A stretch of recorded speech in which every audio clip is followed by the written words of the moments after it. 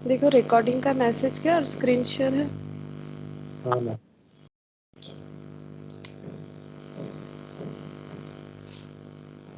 अच्छा देखो, आज हम लोग स्टार्ट करेंगे इलेक्ट्रिसिटी कंपनी, ठीक है, जो कि बैंकिंग कंपनी के बाद का ही टॉपिक है। इलेक्ट्रिसिटी कंपनी, इलेक्ट्रिसिटी कंपनी कैसे अपना अकाउंटिंग करती है उसके बारे में हमें पढ़ना है। तो हेडिंग कर लेते हैं पहले इलेक्ट्रिसिटी कंपनी।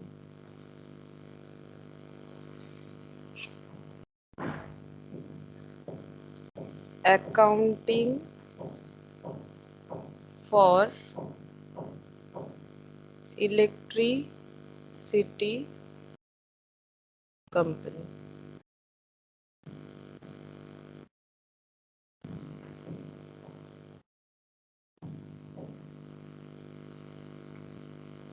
अच्छा, तो इलेक्ट्रिसिटी कंपनी का अकाउंटिंग हमें सीखना पड़ेगा। तो क्यों इसका जरूरत हुआ कि अलग से हम लोग इलेक्ट्रिसिटी कंपनी पढ़े। कंपनी मतलब क्या, वो कंपनी अकाउंट्स के अंडर ही आ जाना चाहिए था, ठीक है। अगर इलेक्ट्रिसिटी का जो भी कैलकुलेशन होता है, मतलब अगर कोई इलेक्ट्रिसिटी और कोई ऑर्गेनाइजेशन इलेक्ट्रिसिटी प्रोड्यूस करता है तो वो अगर कंपनी के अंडर आता है, क्योंकि अकाउंटिंग फॉर इलेक्ट्रिसिटी कंपनी लिखा हुआ है, क्योंकि इतना ह्यूज अमाउंट का खर्चा होता है। कोई इंडिविजुअल तो इलेक्ट्रिसिटी कंपनी खोल नहीं सकता, ठीक है। तो मतलब इंडिविजुअल खोलेगा तो वो कंपनी होता भी नहीं है। तो इलेक्ट्रिसिटी प्रोड्यूस जो होता है तो उसके लिए कंपनी फॉर्म करना ही पड़ेगा, इतना ज्यादा पैसे का जरूरत होता है।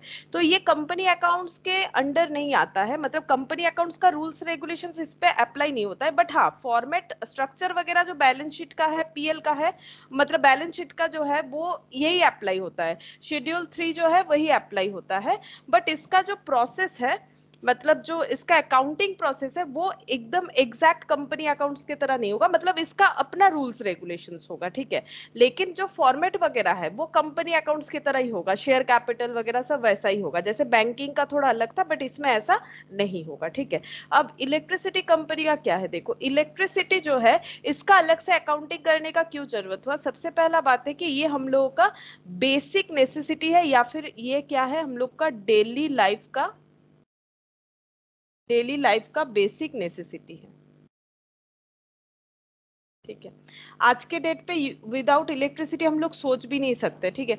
देखो जो जहां पर इंडिया के हम लोग देश का ही बात करते, ठीक है, देश में जहां जहां इलेक्ट्रिसिटी अभी तक नहीं पहुंचा है उन लोग का बहुत ज्यादा प्रॉब्लम है, ठीक है, क्योंकि ये बेसिक नीड्स हो गया, इसके बिना अभी हम लोग रह नहीं सकते हैं। अभी हम लोग का जो लाइफस्टाइल हुआ है, जो सोसाइटी जैसे बिल्डअप हुआ है, वहां पर इलेक्ट्रिसिटी एक बहुत बड़ा मतलब बेसिक नीड हो गया है, जो कि बहुत पहले शायद ऐसा नहीं था। जब हम लोग ऐसे घर वर बना के नहीं रहते थे, जंगल में ही रहते थे, तब कोई फर्क नहीं पड़ता था। बट आज के डेट पे बहुत फर्क पड़ता है। जहां पर इलेक्ट्रिसिटी नहीं पहुंचा है वो एक बहुत बड़ा मुद्दा होता है कि अभी तक वहां पर इलेक्ट्रिसिटी नहीं पहुंचा है, ठीक है। क्योंकि पूरे कंट्री का ग्रोथ वगैरह, स्टैंडर्ड ऑफ लिविंग, सारा चीज जो है आज के डेट पे इलेक्ट्रिसिटी के ऊपर डिपेंड करता है, ठीक है। तो ये एक बेसिक नीड्स है, मतलब सिर्फ इलेक्ट्रिसिटी पे डिपेंड नहीं करता है, बट इलेक्ट्रिसिटी जो है वो किसी एक देश का ग्रोथ, स्टैंडर्ड ऑफ लिविंग, ये सारा चीज डिफाइन करता है, ठीक है। ये एक डेली बेसिक नेसेसिटी, ये जस्ट समझने के लिए, ठीक है। ये पॉइंट्स जो हम डिस्कस कर रहे हैं जस्ट समझने के लिए क्यों हमें ये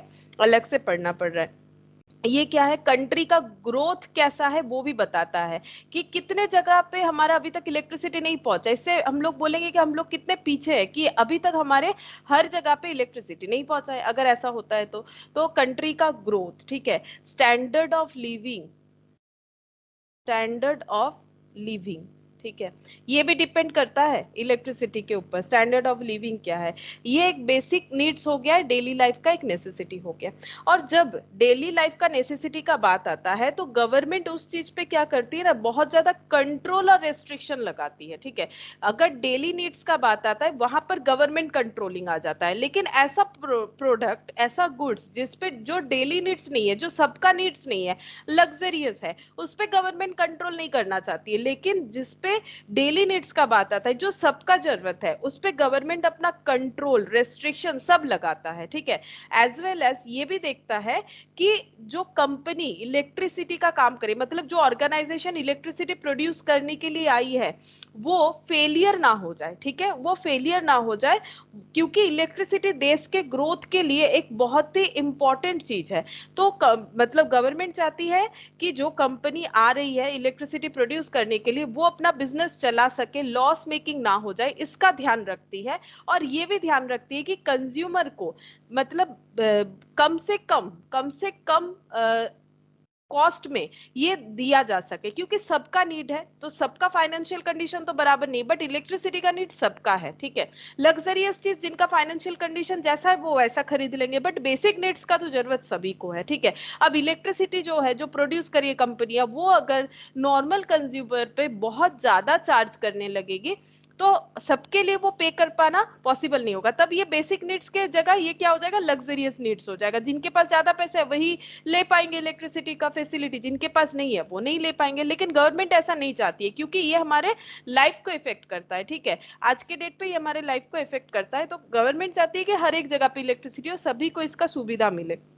इसीलिए गवर्नमेंट चाहती है कि इलेक्ट्रिसिटी कंपनी जो है वो क्या करेगी, वो पब्लिक से कम चार्ज करे, ठीक है। मतलब ऐसा नहीं है कि पब्लिक से पैसा ना ले, ऑब्वियसली पैसा ले, लेकिन ज्यादा प्रॉफिट लगाए, प्रॉफिट कमाने के लिए एक्सेसिव चार्ज कर दिया पर यूनिट कॉस्ट, ये नहीं होना चाहिए, ठीक है। पर यूनिट जो भी कंपनियां चार्ज कर रही है वो मतलब इलेक्ट्रिसिटी कंपनी ज्यादा प्रॉफिट मेकिंग खुद को नहीं बना सकती, इस चीज का रेस्ट्रिक्शन गवर्नमेंट रखना चाहता है, ताकि सभी उसे यूज कर सके, ठीक है। और अगर ज्यादा प्रॉफिट कमा भी रही है, बाई चांस अगर किसी भी तरह से प्रॉफिट मेकिंग हुआ भी है, तो क्या करना है, उस प्रॉफिट को कंज्यूमर के बेनिफिट में ही लगाना है। मतलब पर यूनिट कॉस्ट को और भी कम करो। अगर ज्यादा अर्निंग हो रहा है तो मान लो रॉ मटेरियल वगैरह जो चीज चाहिए उसका अगर दाम कम हो गया है, इलेक्ट्रिसिटी प्रोडक्शन कॉस्ट अगर पहले से कम हो जा रहा है, इस तरह से अगर कंपनी के पास ज्यादा प्रॉफिट हो रहा है, तो गवर्नमेंट का ये इंस्ट्रक्शन है कि हमें क्या करना है, हमें कॉस्ट को और भी मतलब कॉस्ट अगर कम कर पा रहे हैं तो हमें जो प्रॉफिट है उसे और भी कम करना है, कंज्यूमर का बेनिफिट सोचना है, ठीक है। कंज्यूमर के बेनिफिट में हमें इसे यूज करना है। Good morning Priya.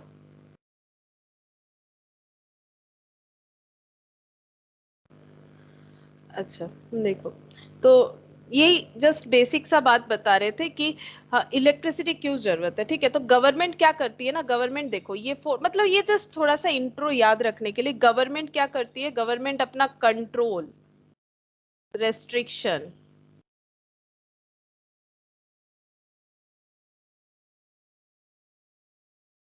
Government control and restriction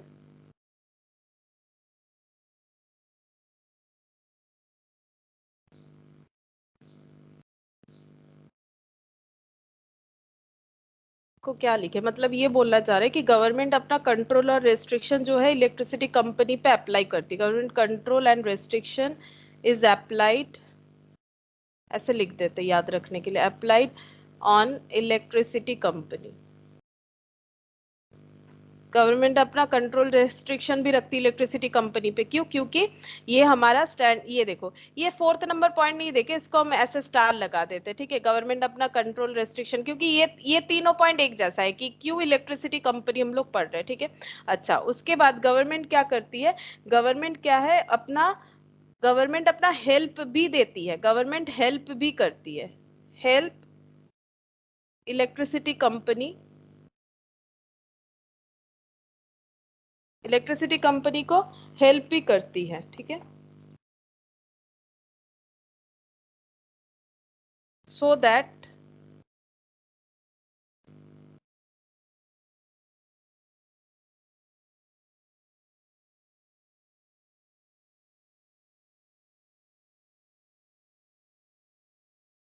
so that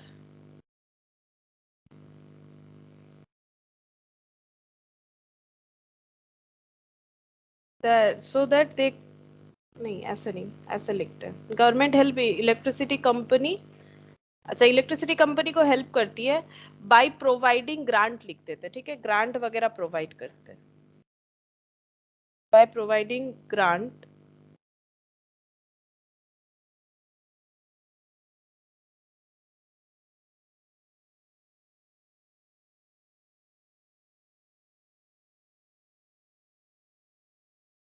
so that company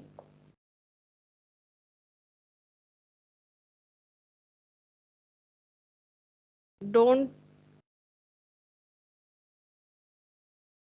need to take step to shut down करने का ये लोग ना सोचे, इसीलिए कंपनी गवर्नमेंट जो है इनको हेल्प भी करती है। और रेस्ट्रिक्शन और जो कंट्रोल रखती है, वो क्यों रखती है? रेस्ट्रिक्शन और कंट्रोल रखती है ताकि कंज्यूमर से ये लोग ज्यादा चार्ज भी ना करे।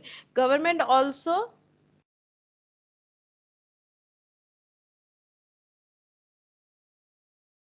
रेगुलेट द टैरिफ, मतलब जो टैरिफ का मतलब क्या होता है? जो चार्ज किया जाता है विथ प्रॉफिट, ठीक है।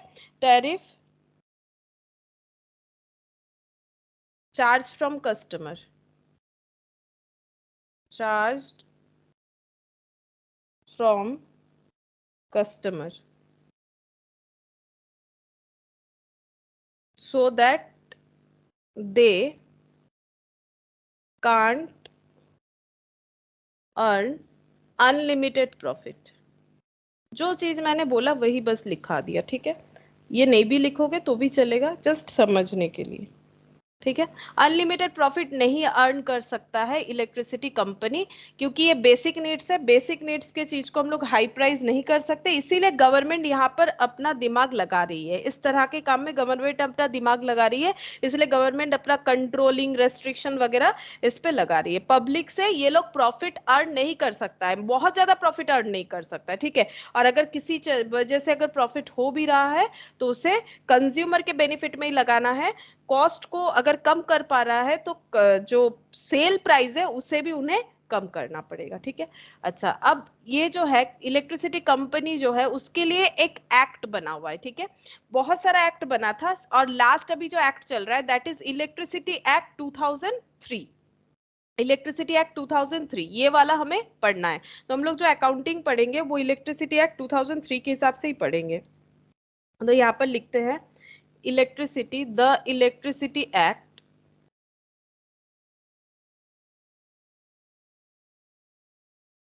2003। अच्छा, इसके पहले 3 एक्ट था, वो तीनों एक्ट को रिप्लेस करते हुए ये लास्ट एक्ट आया हुआ है, ठीक है। तो ये वाला लिख लेते हैं, the electricity act 2003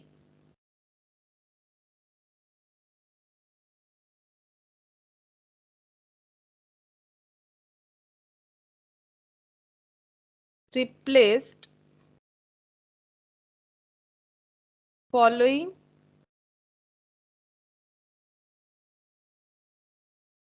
three existing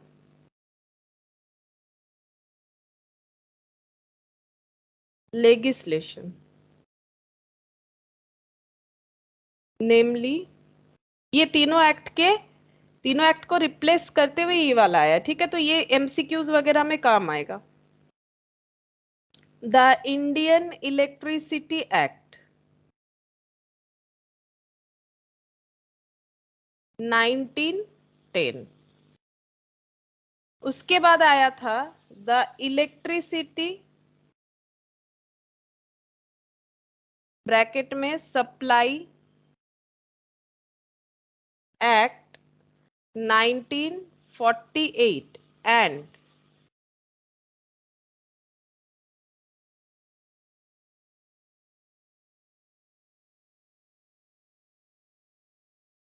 the electricity regulatory commission act 1998।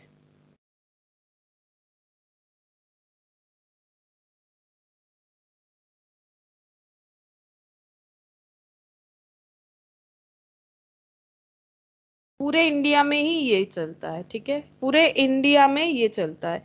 It it extends to the to whole of India, ठीक है।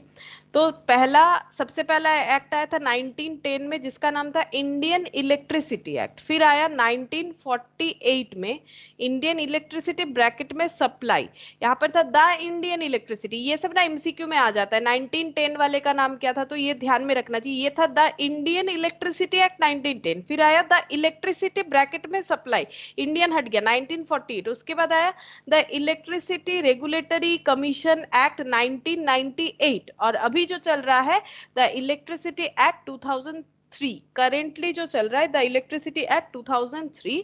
अब ये एक्ट के अंडर हमें अकाउंटिंग पढ़ना पड़ेगा इलेक्ट्रिसिटी कंपनी का, ठीक है। अच्छा, ये जो एक्ट बना हुआ है द इलेक्ट्रिसिटी एक्ट 2003, इसमें हमें क्या क्या बेनिफिट मिलेगा, इसमें हमें अलग से पता चलेगा, हम लोग सेपरेटली रिकॉग्नाइज्ड क्या क्या कर पाएंगे। जेनरेशन ऑफ इलेक्ट्रिसिटी, ये देखो कैसे इलेक्ट्रिसिटी जनरेट होता है। सेकेंड, ट्रांसमिशन, ये सब अलग से अकाउंटिंग करना पड़ेगा। Generation of electricity, transmission, distribution, ठीक है। ये तीनों चीज को सेपरेटली हम लोग रिकॉग्नाइज कर पाते हैं under the electricity act 2013, under the act electricity act 2013, ठीक है। ये हम लोग क्या कर पाएंगे, रिकॉग्नाइज्ड कर पाएंगे, रिकॉग्नाइज्ड सेपरेटली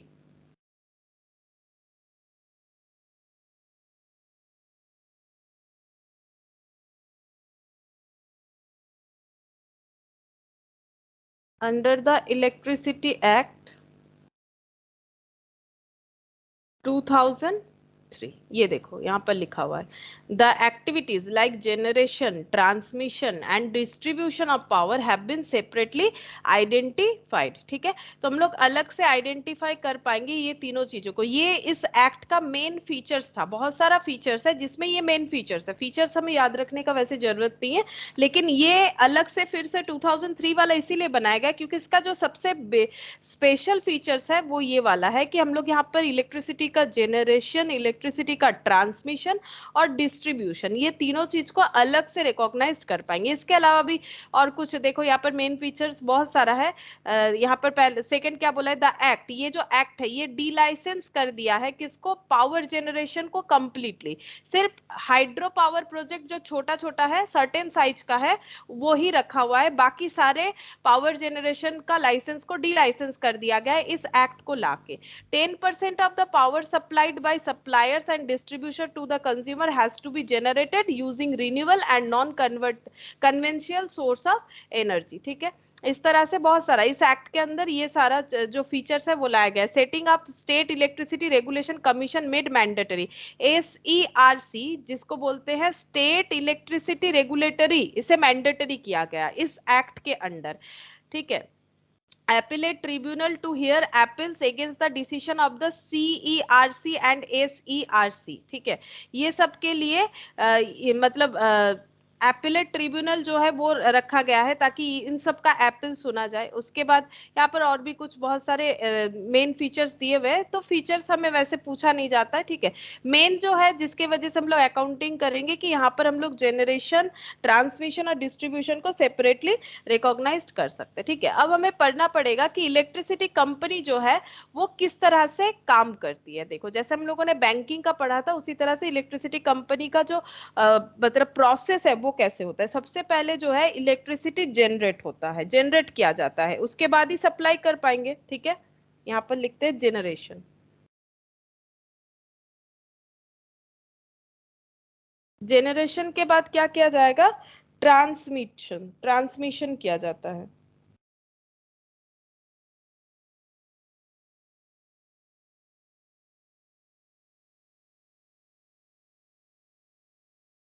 ट्रांसमिशन, ट्रांसमिशन के बाद क्या होगा, ट्रांसमिशन के बाद डिस्ट्रीब्यूट किया जाएगा, डिस्ट्रीब्यूशन। डिस्ट्रीब्यूशन किसे किया जाएगा, डिस्ट्रीब्यूशन किया जाएगा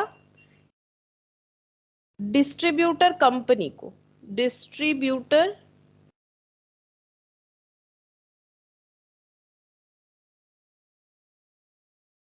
कंपनी को, या फिर हम लोग बोल सकते हैं इलेक्ट्रिसिटी कंपनी को।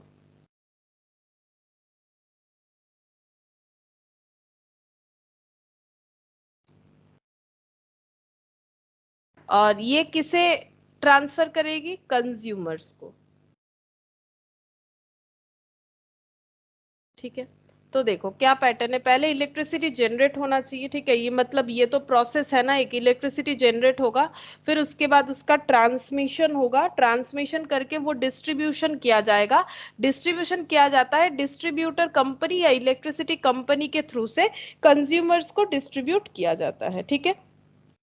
अच्छा, अब कंज्यूमर्स जो है, कंज्यूमर्स को क्या करना पड़ेगा, कंज्यूमर्स इलेक्ट्रिसिटी लेने के लिए उन्हें क्या करना पड़ेगा, देखो उनसे क्या करेगी ये जो इलेक्ट्रिसिटी कंपनी है, हमें तो ये पढ़ना है ना, हमें ये सब नहीं पढ़ना है, देखो ये प्रोसेस पूरा 2003 एक्ट में बता रखा है, बट हम लोग को क्या पढ़ना पड़ेगा कि इलेक्ट्रिसिटी कंपनी का अकाउंटिंग कैसे होता है, हमें जनरेशन का अकाउंटिंग नहीं पढ़ना है, ट्रांसमिशन कैसे होता है वो भी नहीं देखना है, डिस्ट्रीब्यूशन भी नहीं देखना है, इलेक्ट्रिसिटी कंपनी से कंज्यूमर तक का जो वे है वो हमें पढ़ना पड़ेगा, ठीक है। तो इलेक्ट्रिसिटी कंपनी क्या करती है, कंज्यूमर्स को इलेक्ट्रिसिटी देने के लिए वो दो एट ए टाइम एक पैसा कलेक्ट करती है, ठीक है, यहां पर लिख देते हैं इलेक्ट्रिसिटी कंपनी क्या करती है, कलेक्ट अमाउंट,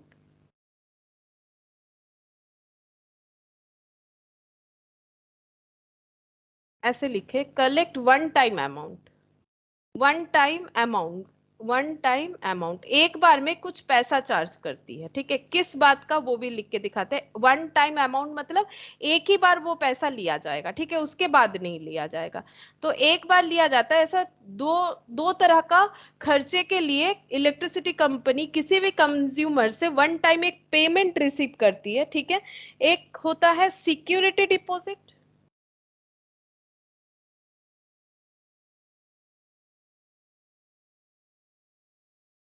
और दूसरा होता है सर्विस लाइन चार्जेस, ठीक है। अच्छा, जिसमें से सिक्योरिटी डिपॉजिट जो है, सिक्योरिटी डिपॉजिट जो है ये है रिफंड, रिफंड कर सकते हैं इसे, ये रिफंडेबल है, और ये जो है ये नॉट रिफंड है, ये रिफंड नहीं होगा, ठीक है। अच्छा, और एक पॉइंट भी लिखते हैं इसमें, ये जो है, ये जो है ये पैसा मिनिमम होता है, ये जो है ये मैक्सिमम होता है। जैसे सपोज हम लोगों ने कलेक्ट किया है वन टाइम, मान लो इलेक्ट्रिसिटी कंपनी ने किसी कंज्यूमर से 15,000 लिया, अब ये प्रोसेस कब होता है, देखो ये प्रोसेस डेली बेसिस पे नहीं होता है, अगर हम लोग घर पे नया मीटर लगवा रहे हैं, मतलब देखो नया फ्लैट है, नया घर है जहां पर पहले इलेक्ट्रिसिटी नहीं था, मतलब वहां पर इलेक्ट्रिसिटी का कनेक्शन नहीं था, या था भी तो किसी और का था, हम लोग पूरा चेंज कर रहे हैं, नया से पूरा कनेक्शन वगैरह अगर हम लोग ले रहे हैं, ठीक है, फर्स्ट टाइम हो या फिर पूरे ओल्ड चीज को हटा के रेनोवेट करके पूरा नया अगर कुछ कनेक्शन वगैरह ले रहा है तो इलेक्ट्रिसिटी कंपनी कनेक्शन दे देगी, बट वो नया जब भी कनेक्शन जोड़ेगी वो हमेशा एक अमाउंट, एक वन टाइम पेमेंट लेगी दो चीजों के लिए, एक सिक्योरिटी डिपॉजिट के तौर पे, एक सर्विस लाइन चार्ज के तौर पे, ठीक है। सिक्योरिटी डिपॉजिट अगर मान लो 5,000 का हो रहा है फॉर एग्जाम्पल, तो ये हो जाएगा 10,000 का, ठीक है, ये हमेशा मिनिमम होता है, ये मैक्सिमम होता है, ये रिफंडेबल होता है, ये नॉट रिफंडेबल होता है। अब ये जो सर्विस लाइन चार्ज है ये किस चीज का है, ये जो इलेक्ट्रिसिटी का तार वगैरह होता है, मतलब वायरिंग कॉस्ट बोल सकते हैं, ठीक है, जो इलेक्ट्रिसिटी का लाइन आएगा, ठीक है, उसका जो चार्जेस होगा, जो लाइन वगैरह, जैसे इंटरनेट कनेक्शन का भी तो होता है ना, मान लो एक जगह पे इंटरनेट का जो है मेन पॉइंट रहता है, वहां से बहुत सारे जगह पे इलेक्ट्रिसिटी का, सॉरी, इंटरनेट का कनेक्शन जो है दिया जाता है, ठीक है, तो उसी तरह से पॉइंट क्रिएट किया जाता है, मेन मेन जगह पे पॉइंट क्रिएट किया जाता है, ऐसे जगह पे जहां से अलग अलग मतलब रीजियन में अलग अलग जगह पे हम लोग उसको तार को वहां से क्या कर सकते हैं, तार को वहां से टान के मतलब जहां जहां रिक्वायरमेंट है वहां पर पहुंचा सकते हैं, उसी तरह से इलेक्ट्रिसिटी का भी होता है, ठीक है। तो इलेक्ट्रिसिटी का वेरिंग कॉस्ट लगता है, वो तार का खर्चा जो है कंपनी हमसे लेगी, एक सिक्योरिटी डिपॉजिट लेती है जो रिफंडेड होता है, बट जो नॉन रिफंडेड है वो है तार का खर्चा, दैट इज वेरिंग कॉस्ट जो है वो नॉन रिफंडेड होता है, वही सबसे ज्यादा होता है, ठीक है। अब ये रिफंड कैसे होता है, ये सिक्योरिटी डिपॉजिट का पैसा रिफंड कैसे होता है, ये देखो कैसे, जैसे कि मान लो इलेक्ट्रिसिटी का बिल आता है घर पे, ठीक है, अब बिल जो है वो मान लो अगर हर मंथ का आता है, मंथली आ सकता है बिल, ठीक है, एक बार में 3 मंथ्स का भी होता है ना, 3 मंथ्स का भी आता है,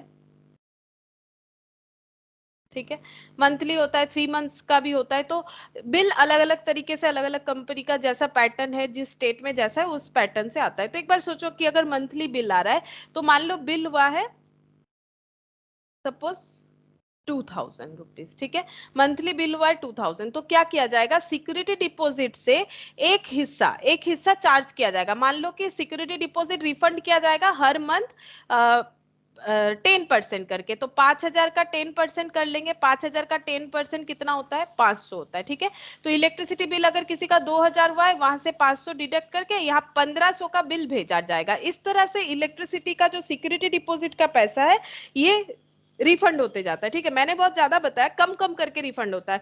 तो ये लोग एक सिक्योरिटी डिपॉजिट ले लेते हैं, उसके बाद क्या करते हैं, उस पैसे को जो बिल आता है उससे एडजस्ट करते हुए बिल बनाते जाते हैं। ठीक है, इस तरह से सिक्योरिटी डिपॉजिट का पैसा जो है वो राइट ऑफ होते जाता है धीरे धीरे। इसीलिए इसे बोलते हैं ये रिफंडेबल है, और ये जो है ये रिफंडेबल नहीं है, इसका कॉस्ट ज्यादा होता है। ठीक है, और जो रिफंडेबल है वो बहुत मिनिमम अमाउंट होता है और वो मैक्सिमम होता है। ये जस्ट मैंने एग्जाम्पल लिया, जरूरी नहीं कि ऐसा ही बाइफर्केशन हो।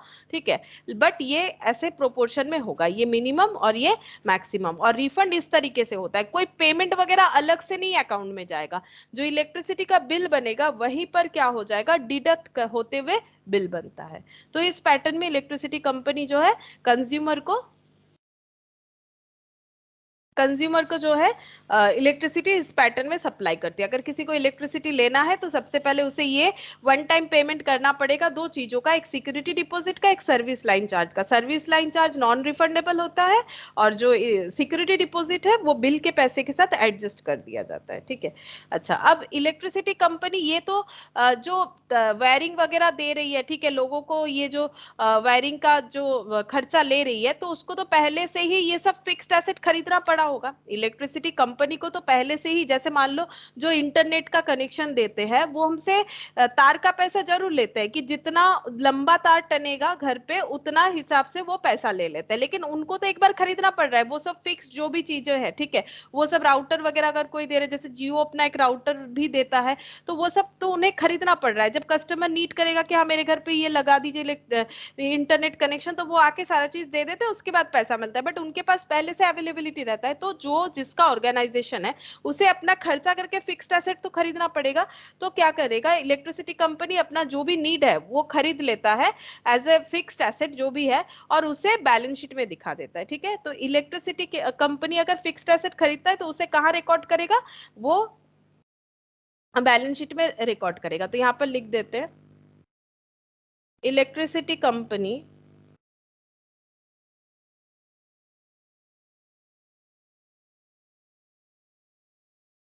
paying all expenses for business purpose and purchase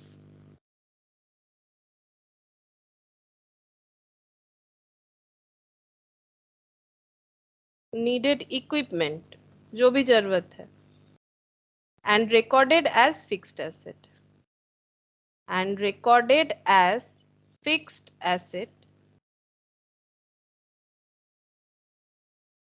in balance sheet. तो बैलेंस शीट में as a fixed asset record कर देता है।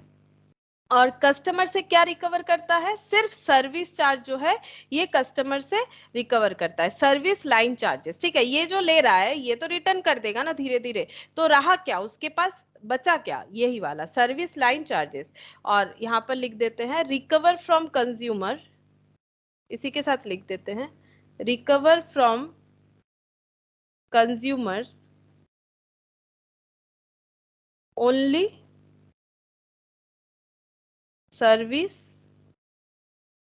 Line charges. सिर्फ जो लाइन दिया जाता है घर पे उसी का ही चार्ज लिया जाता है, सिक्योरिटी डिपॉजिट का पैसा धीरे धीरे रिटर्न कर दिया जाएगा। अच्छा, अब ये सब तो इनका प्रोसेस हो गया, ये इस तरह से इलेक्ट्रिसिटी कंपनी चल रही है, बट इसका अकाउंटिंग ट्रीटमेंट कैसे करेंगे वही हमें देखना है, कि इलेक्ट्रिसिटी कंपनी जो है वो अपना अकाउंटिंग कैसे करती है। ये सारे चीजों का, कि सिक्योरिटी डिपॉजिट लेना है बट उसको रिफंड कर देना है। तो इसका मैंने थोड़ा सा अकाउंटिंग यहाँ पर दिखाया भी कि बिल के पैसे के साथ एडजस्ट करना है। उसी तरह से सर्विस लाइन चार्जेस जो है, सर्विस लाइन चार्जेस का किस तरह से अकाउंटिंग ट्रीटमेंट होगा, पूरा ही हमें ये दोनों ही सीखना पड़ेगा।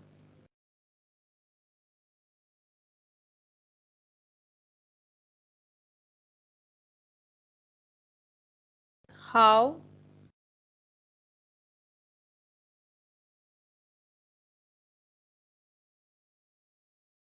accounting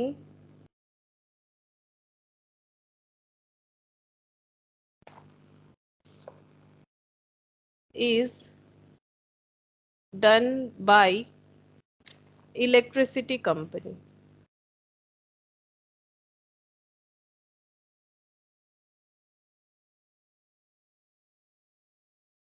देखो पहला क्या हो जाएगा, कंज्यूमर्स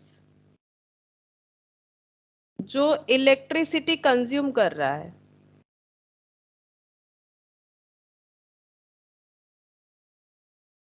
कंज्यूमर जो इलेक्ट्रिसिटी कंज्यूम कर रहा है उसके अगेंस्ट में इलेक्ट्रिसिटी कंपनी उन्हें बिल सेंड करेगी। इलेक्ट्रिक का बिल जो हमारे घर पे आता है वो भेजा जाएगा, ठीक है। और ये जो बिल है, इस बिल का जो अमाउंट आएगा इलेक्ट्रिसिटी कंपनी के पास, यही उनका सेल होगा, ठीक है।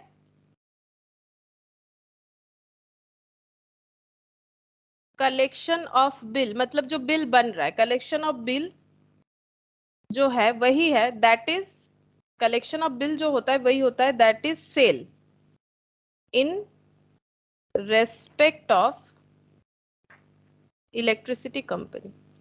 तो इलेक्ट्रिसिटी कंपनी का सेल क्या हो गया, इलेक्ट्रिसिटी कंपनी का सेल हो गया कलेक्शन ऑफ बिल, मतलब जो बिल कलेक्ट हो रहा है हर एक कंज्यूमर के नाम पे, वो बिल कलेक्ट करते फिर उनके घर पे डिस्ट्रीब्यूट कर देते कि आपका इतना बिल आया, इस रीजन में ये जितने भी घर है यहाँ पर ये बिल आया, ठीक है। तो बिल कलेक्शन जो भी हो रहा है, इलेक्ट्रिसिटी कंपनी जो बिल कलेक्ट कर रही है, कंज्यूमर जो इलेक्ट्रिसिटी कंज्यूम कर रहा है उसके अगेंस्ट में, वही इनका क्या हो जाता है, सेल हो जाता है, ठीक है।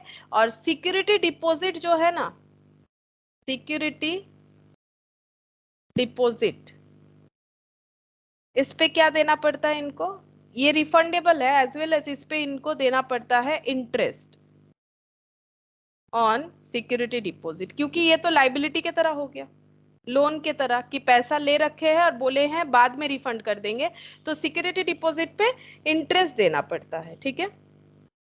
ये एक पैटर्न होता है। अच्छा, और गवर्नमेंट जो ग्रांट वगैरह देती है, तो मैंने पहले ही बोला ये भी इलेक्ट्रिसिटी कंपनी का एक है कि कैपिटल एक्सपेंडिचर बहुत ज्यादा होता है, ये पॉइंट एक बार लिख देते हैं यहाँ पर, कैपिटल एक्सपेंडिचर, इसलिए हर कोई इलेक्ट्रिसिटी कंपनी नहीं बना सकता है, as capital expenditure is huge, so government help by providing grant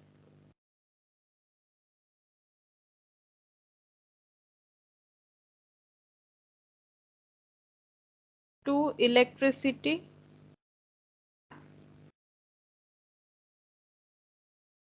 company।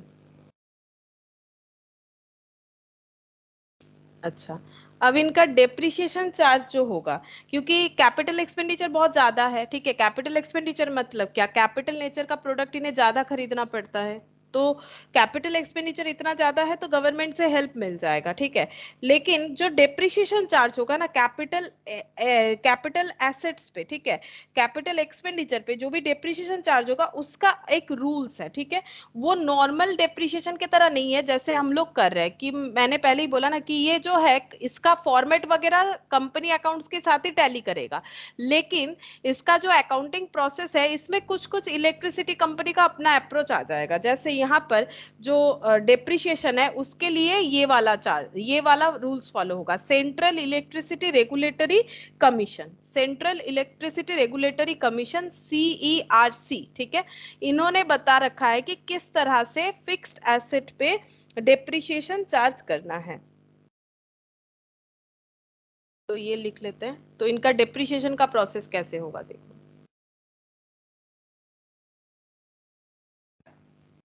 depreciation charged on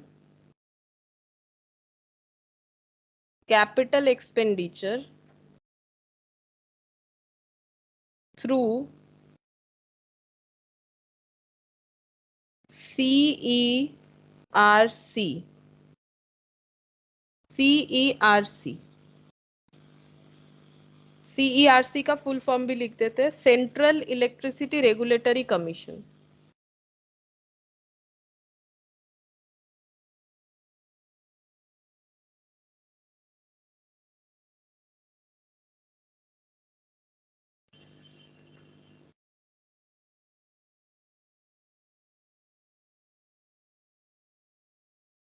या फिर इसको हम लोग गवर्नमेंट बॉडी भी बोल सकते हैं, ठीक है। ये क्या है, ये गवर्नमेंट बॉडी है, ठीक है, CERC। ये कहाँ पर लिखा हुआ है कि इन्होंने अपना जो डेप्रिसिएशन चार्ज करने का जो मेथड है वो कहाँ पर बोल रखा है, वो बोल रखा है, यहाँ पर लिख देते हैं, अपेंडिक्स 3।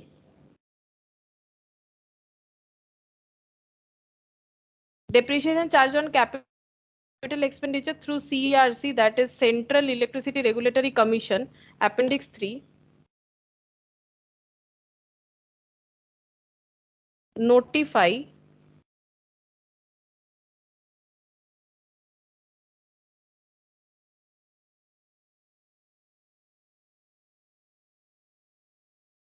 ऐसे लिखे इसको,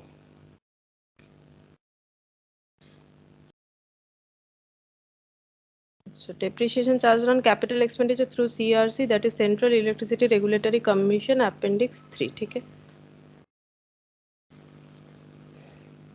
Through this CERC method of process of depreciation लिख देते हैं, process of depreciation is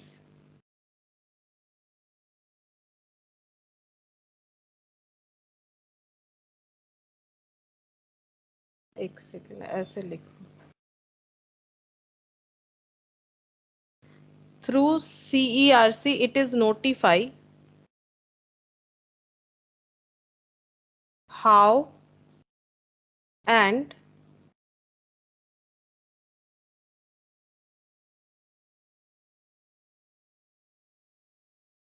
how much depreciation is charged on different assets।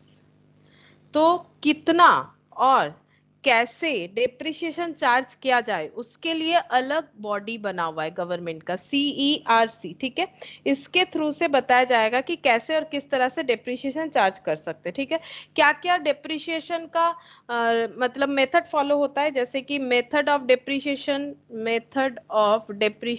क्या क्या फॉलो होता है, लाइक SLM यानी straight line method, optimization depreciation method, optimization depreciation method, etcetera, ठीक है। इस तरह के मेथड के बारे में यहाँ पर बताया गया है, हम लोग डिटेल्स में पढ़ेंगे कि किस तरह से इन्होंने रेट वगैरह बोल रखा है, ठीक है। अच्छा, अब नेक्स्ट देखो,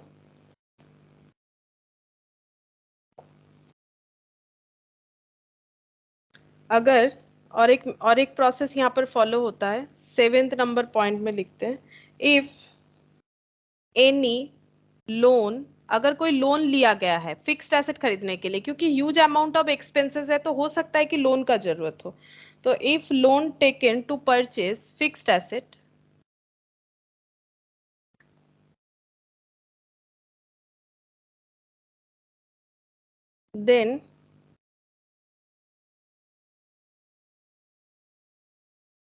then repayment will be in installment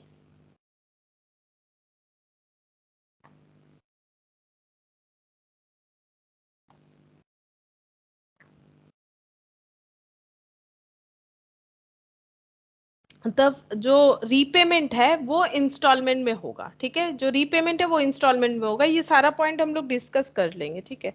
अच्छा, नेक्स्ट और एक लिखेंगे, fixed asset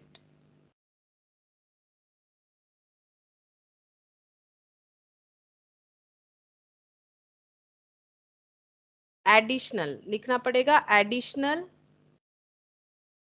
depreciation is also charged with normal depreciation on fixed asset। Normal depreciation के साथ साथ एडिशनल डेप्रिसिएशन भी चार्ज हो सकता है, ठीक है। हम लोग देखेंगे ये पॉइंट कैसे होगा, प्रैक्टिकल के टाइम पे ये समझ में आ जाएगा। अच्छा, और इलेक्ट्रिसिटी कंपनी जो चार्ज करती है टैरिफ कंज्यूमर से, उसको किस तरह से वो डिफाइन करती है, रेट पर यूनिट के हिसाब से। ये भी लिख लेते हैं इनका प्रोसेस जो है, electricity company charged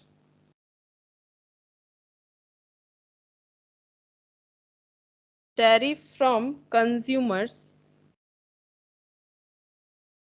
that is as लिख देते हैं, as rate per unit।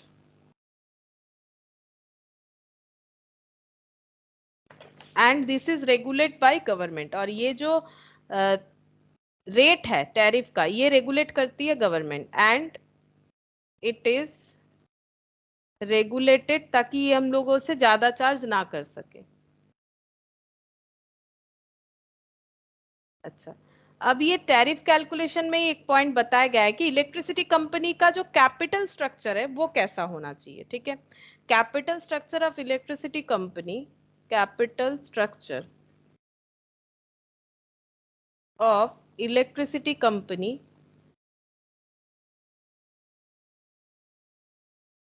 is said in tariff calculation। क्या बोला गया है कि कैपिटल जो है इलेक्ट्रिसिटी कंपनी का,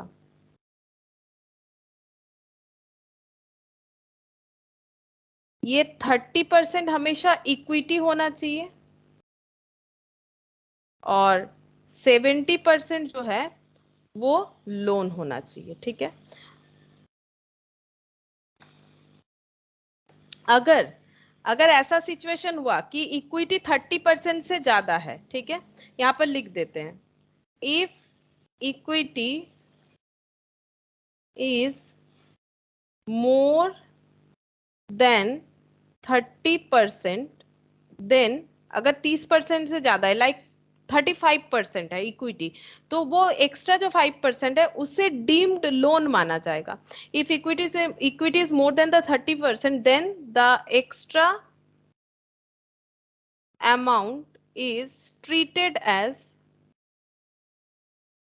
डीम्ड लोन। तब उसे डीम्ड लोन के तरह ट्रीट किया जाएगा। और कॉस्ट ऑफ इक्विटी जो है वो मैक्सिमम 14% होना चाहिए। ये पॉइंट यहाँ पर लिख देते हैं, यहाँ पर cost of equity is maximum 14% होना चाहिए, 14% से ज्यादा नहीं होना चाहिए, ठीक है। ये थियोरेटिकली ज्यादा पूछा जाता है कि कैपिटल स्ट्रक्चर क्या होता है इलेक्ट्रिसिटी कंपनी का, तो नॉर्मली 30% इक्विटी 70% लोन होता है।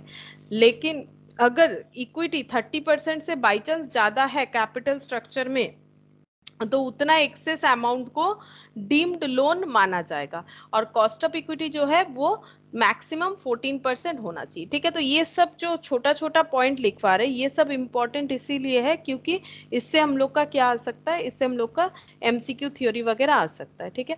अच्छा, अब यहाँ पर ये एक थियोरिटिकली आ जाता है। ये देखो, डिटर्मिनेशन ऑफ सिक्योरिटी डिपॉजिट, ये हमें जो है कैसे दिया हुआ रहता है, मैंने देखा है क्वेश्चन में ऐसे दिया हुआ रहता है कि सिक्योरिटी डिपॉजिट का अमाउंट जो है ये कैसे कैलकुलेट किया जाएगा। तो ये पूरे फॉर्मूले का कोई भी हमें जरूरत नहीं है। ये जो बिलिंग साइकिल है ना, billing cycle plus 45 days, billing cycle plus 35, ऐसे करके अलग अलग ऑप्शन दिया हुआ रहता है। तो ये 45 डेज जो है ये हमें याद रखना चाहिए, ठीक है। ये 45 डेज हम एक बार लिखवा देते हैं, ये पूरा ये जो फॉर्मूला लिखवा देते हैं, लिख लो कॉपी में, याद रहेगा। लेकिन हमें ये सिर्फ थ्योरी के लिए याद रखना है, एमसीक्यू के लिए, जहां पर हम बता भी दे रहे हैं। देखो कौन सा क्वेश्चन पूछा जाता है, ये बिलिंग साइकिल प्लस 45 डेज का एमसीक्यू बनाया जाता है, अलग अलग डेज के हिसाब से दिया हुआ रहता है। तो हमें याद रखना चाहिए 45 डेज होगा, ठीक है। तो यहाँ पर लिख लेते हैं,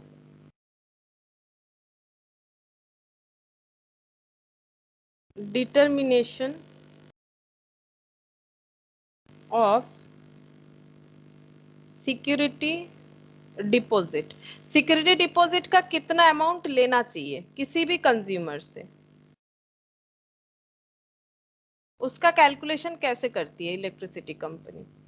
पहले देख लेती है कितने लोड का करंट लिया जा रहा है, into load factor of the category in which the consumer falls, the consumer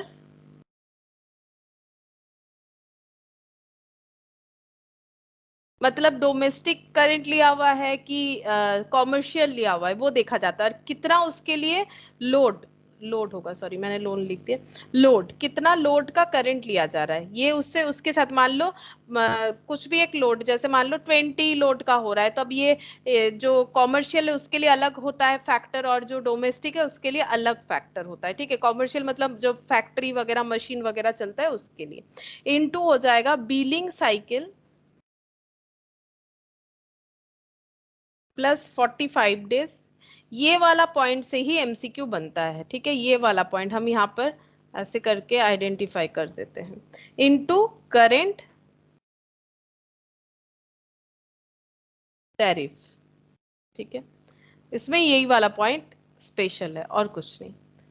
अच्छा, अब यहाँ पर हम लोग देखेंगे कि सिक्योरिटी डिपॉजिट का अकाउंटिंग कैसे करती है इलेक्ट्रिसिटी कंपनी। यहाँ पर देखो एक एग्जाम्पल बना हुआ है, इसी को हम लोग समझेंगे। तो यहाँ पर हम हेडिंग कर लेते हैं,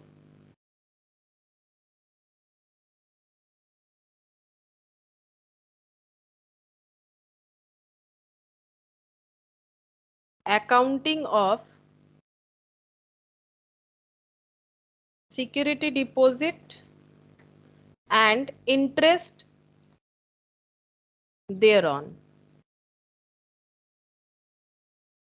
जैसे कि मैंने पहले ही बोला कि सिक्योरिटी डिपॉजिट पे इंटरेस्ट देना पड़ता है। ये देखो मैंने लिखवाया है, सिक्योरिटी डिपॉजिट पे paid interest on security deposit, ठीक ठीक है। वो इंटरेस्ट को ही यहाँ पर एडजस्ट किया जाता है ऐसे। ये जो डिपॉजिट अमाउंट है, ये जो मैंने रिफंड दिखाया कि कितना रिफंड करना है, वो एक्चुअली इंटरेस्ट जो है उसी का। अभी देखो क्लियर हो जाएगा एग्जाम्पल के साथ।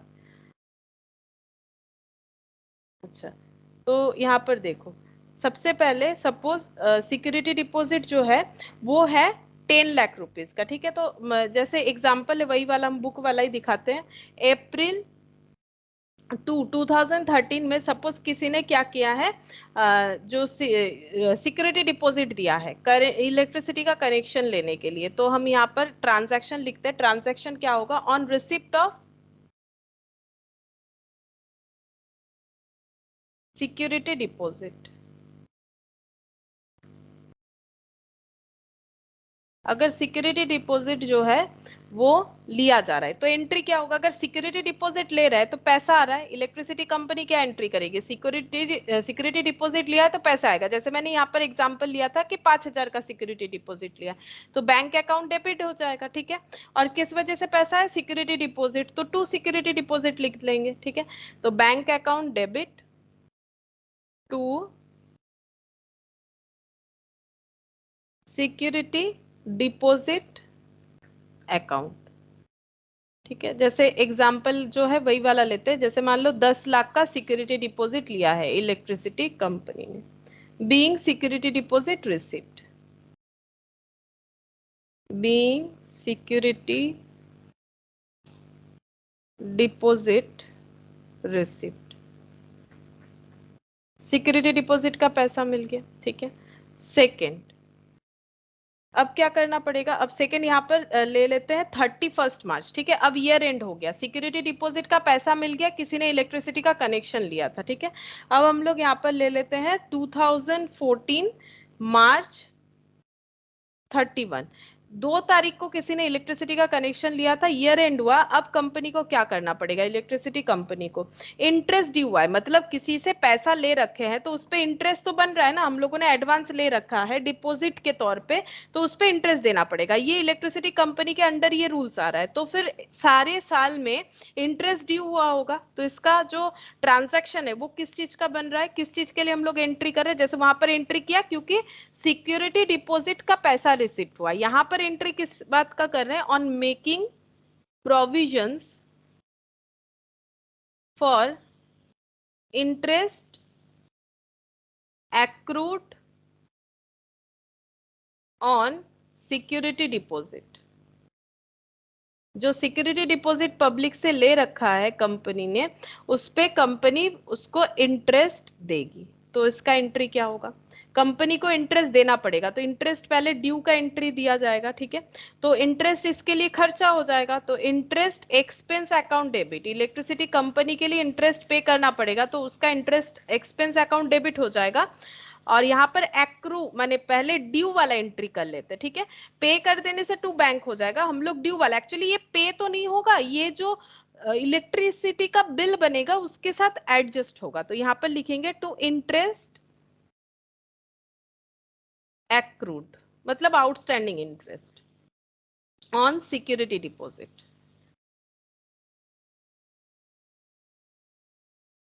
आउटस्टैंडिंग नहीं, एक्चुअली ड्यू कर रहे हैं कि इतना पैसा हमें मिलना चाहिए। अगर मान लेते हैं कि 10% रेट है इंटरेस्ट का, फॉर एग्जांपल अगर 10% मान लेते हैं, तो 10 लाख का 10% हो जाएगा 1 लाख, ठीक है। तो इलेक्ट्रिसिटी कंपनी को 1 लाख का इंटरेस्ट जो है एडजस्ट करना पड़ेगा कंज्यूमर का जो भी इलेक्ट्रिसिटी बिल आएगा उसके साथ। तो यहाँ पर नरेशन लिख लेते हैं, being the provision for interest accrued on security deposit।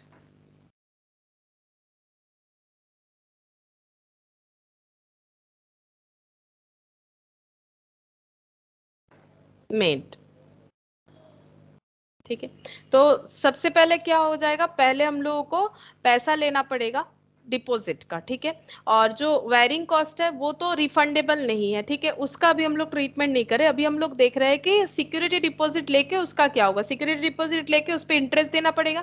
पहले इलेक्ट्रिसिटी लाइन प्रोवाइड किया तो सिक्योरिटी डिपॉजिट ले लिया, 1 साल में जितना भी इंटरेस्ट ड्यू हुआ उसको हम लोगों ने दिखा दिया। अब इसे एडजस्ट करेंगे, पे नहीं करना है, कंज्यूमर को जाके नहीं बोलना है कि ये 1 लाख रुपए ले लीजिए, आपका 1 लाख रुपए मिलेगा आपको सिक्योरिटी डिपॉजिट के इंटरेस्ट के तौर पे। तो फिर एंट्री हो जाता है interest expense account debit to bank, या फिर इसके बाद भी हम लोग कर सकते थे interest accrued on security deposit account debit to bank, लेकिन हम लोग बैंक पेमेंट डायरेक्टली नहीं करेंगे, जो इलेक्ट्रिसिटी का बिल बनेगा उसके साथ एडजस्ट कर लेंगे। तो यहाँ पर थर्ड जो है उसके लिए ट्रांजैक्शन क्या होगा, थर्ड एंट्री का ट्रांजैक्शन का लैंग्वेज देखो क्या होगा, ऑन एडजस्टिंग, पेमेंट नहीं करेंगे एडजस्ट करेंगे, on adjusting of interest accrued on security deposit in consumers bill, ये कंज्यूमर्स के बिल में एडजस्ट हो जाएगा, ये कंज्यूमर के बिल में एडजस्ट हो जाएगा। अच्छा, अब इसका एंट्री फिर क्या होगा, ये जो ड्यू है ये कैंसिल कर देंगे और ये पैसे को बिल के साथ एडजस्ट कर देंगे, ठीक है। तो यहाँ पर लिखते हैं interest accrued on security deposit debit 1 lakh. अगर पेमेंट करते तो टू बैंक दिखा देते, पेमेंट करने से टू बैंक दिखा देंगे, लेकिन हम लोग इसको क्या करेंगे, सेल्स के साथ एडजस्ट करेंगे। तो यहाँ पर दिखाना पड़ेगा टू सेल्स टर्नओवर, मतलब जितना इलेक्ट्रिसिटी का बिल बनेगा उसके साथ ये एडजस्ट हो जाएगा। तो यहाँ पर लिख देते हैं बीइंग, जैसे अगर इलेक्ट्रिसिटी का पैसा आता है तो एंट्री क्या होना चाहिए, इलेक्ट्रिसिटी कंपनी एंट्री करेगी बैंक टू सेल ना, पैसा आ गया तो बैंक टू सेल करेगी, बट यहाँ पर क्या हो रहा है, पैसा नहीं आ रहा है, इंटरेस्ट का 1 लाख सेल्स टर्नओवर के साथ एडजस्ट हो रहा है। अगर नेट एंट्री देखो तो interest accrued debit, interest accrued credit cancel हो जाता है, बच जाता है इंटरेस्ट टू सेल्स। देखो बच जाता है इंटरेस्ट टू सेल, हम यहाँ पर दिखा देते हैं इंटरेस्ट टू सेल्स, मतलब खर्चे को, एक्सपेंस को अर्निंग के साथ यानी कि इनकम के साथ एडजस्ट कर दिया गया। सेल करने से नॉर्मली एंट्री क्या होता है, बैंक टू सेल, बट पैसा तो नहीं आ रहा है, ये इंटरेस्ट का मतलब खर्चे के साथ सेल्स को एडजस्ट कर रहे हैं, इसीलिए इस तरह से एंट्री होगा। और वैसे एक्सपेंस पे का एंट्री होता है टू बैंक, तो यहाँ पर ना तो बैंक डेबिट करना है ना तो बैंक को क्रेडिट करना है, क्योंकि कैश के थ्रू कुछ हो ही नहीं रहा है, पैसे को एडजस्ट किया जा रहा है बिल के साथ, ठीक है। अच्छा, यहाँ पर लिखेंगे being the adjustment of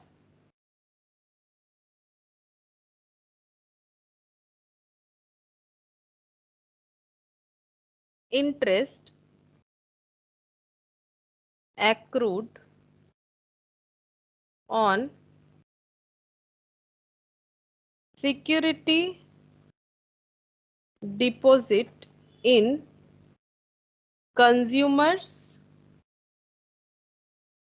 bill, consumer bill में ये पैसा जो है एडजस्ट करना पड़ेगा, ठीक है। अच्छा, अब अगर हम लोग इसका नेचर देखें तो देखो यहाँ पर जब हम लोगों ने टू सिक्योरिटी डिपॉजिट बोल के ये वाला पॉइंट दिखाया तो ये क्या है, ये हम लोगों के लिए लाइबिलिटी बना, ठीक है। ये जो है ये क्या बना, नॉन करेंट लाइबिलिटी। क्यों नॉन करेंट लाइबिलिटी, क्योंकि इसे 1 साल में देखो लाइबिलिटी तो है ही, क्योंकि डिपॉजिट का पैसा ले रहे हैं, रिफंड करना है फ्यूचर में, तो ये लाइबिलिटी है। अब कौन सा लाइबिलिटी है, करेंट या नॉन करेंट, वो कैसे पता करेंगे। देखो अगर करंट लाइबिलिटी होता तो 12 मंथ्स के अंदर ही पूरा 10 लाख वापस करना पड़ता, बट ऐसा कोई क्राइटेरिया नहीं है, हम लोग धीरे धीरे एज इंटरेस्ट का अमाउंट के तौर पे ये पैसा हम लोग रिफंड करेंगे।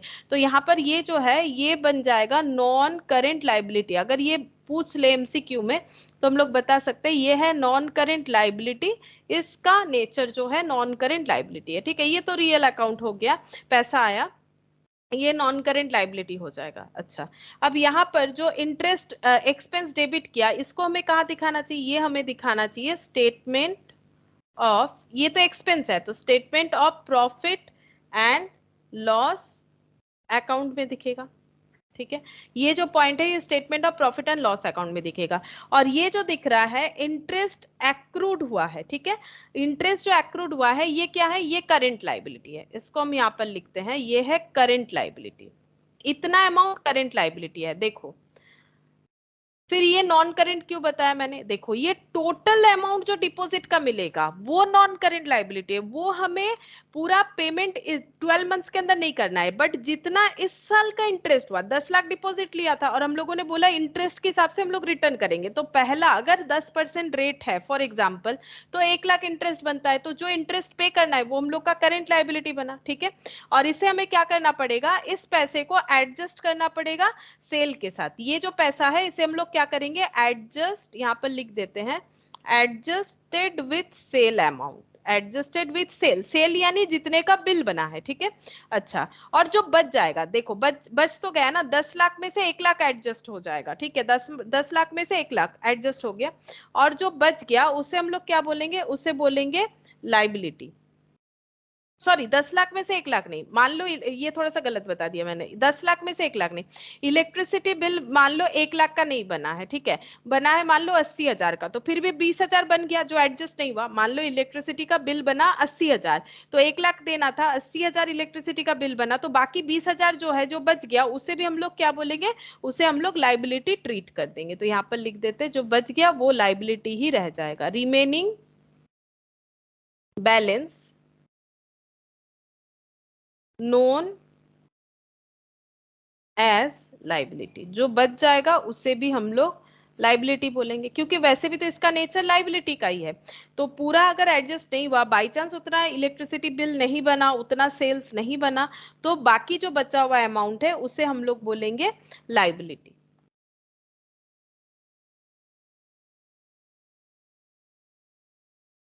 अच्छा, नेक्स्ट देखो क्या है, ये वाला तो मैंने बता दिया। अच्छा, अब ये पॉइंट पढ़ना पड़ेगा।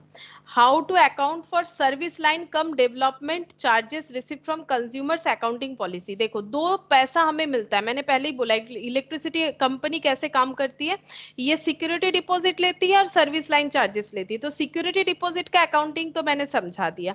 अब सर्विस लाइन चार्जेस जो है, इसका अकाउंटिंग हम लोग समझेंगे ये कैसे होगा। तो इसके लिए टोटल 3 मेथड बना हुआ है, ठीक है, 4 मेथड है, 4 टोटल, 3 नहीं 4 मेथड है, 4 मेथड बना हुआ है। तो ये 4 मेथड हमें देखना पड़ेगा कि ये कैसे होता है। तो अब हम लोग पढ़ेंगे कि जो नॉन रिफंडेबल पैसा लिया जाता है उसका कैसे अकाउंटिंग होगा। यहाँ पर हेडिंग करते हैं, accounting of service line cum development charges.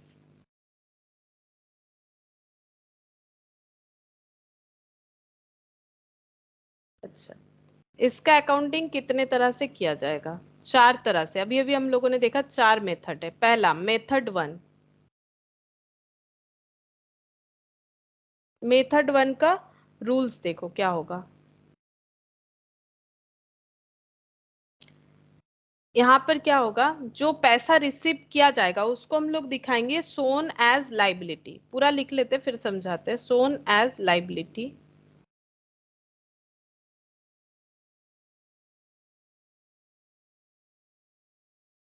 Proportionately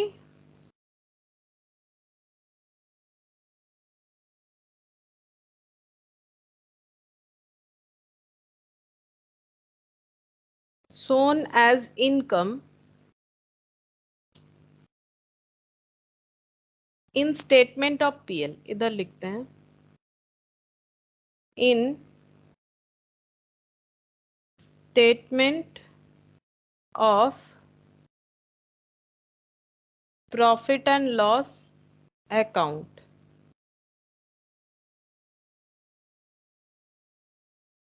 अच्छा, इसका एंट्री भी बता देते हैं कैसा होगा। बैंक अकाउंट डेबिट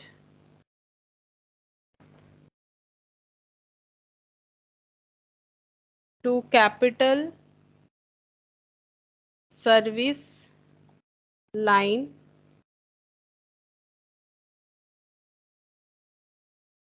ये जो है, ये कैपिटल सर्विस लाइन जो है ये दिखाया जाएगा as a non current liability, shown in balance sheet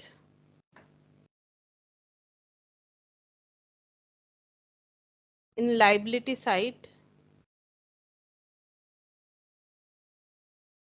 as non current liability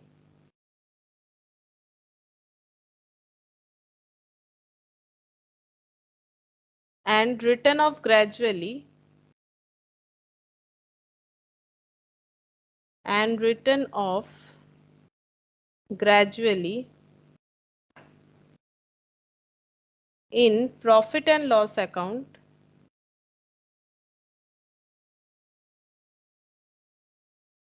as income।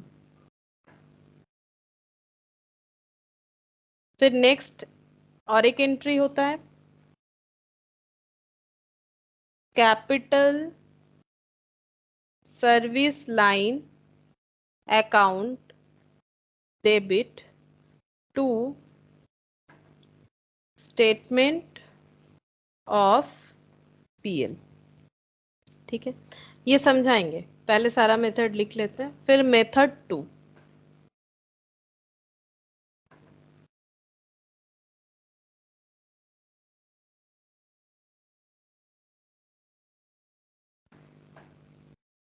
Method 2 में क्या है? Shown as reserve and surplus.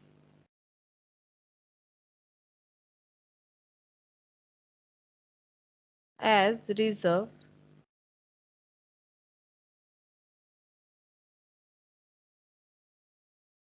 Under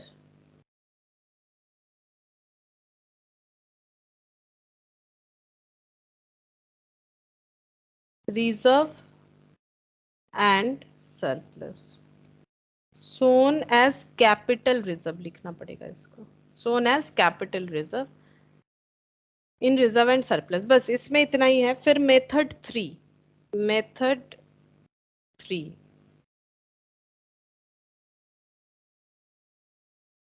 method 4।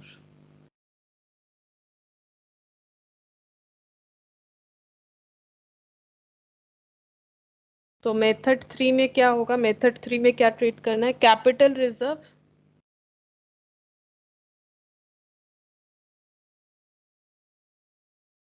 Proportionate income in profit and loss account. Proportionate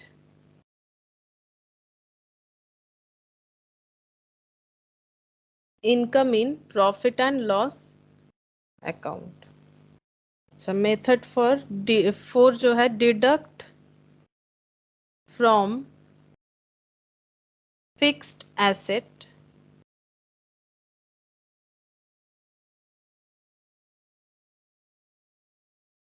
charged depreciation on reduced cost। अच्छा, अब एक बार यहां से भी देख लेते हैं। देखो, following different accounting and reporting practices are noticed in published financial statement of some electricity company। Electricity company का ये 4 प्रोसेस होता है, ठीक है। Service line cum development charges जो वो कंज्यूमर से रिसीव करती है, वो 4 तरह से ट्रीट करती है। पहला क्या बोला है?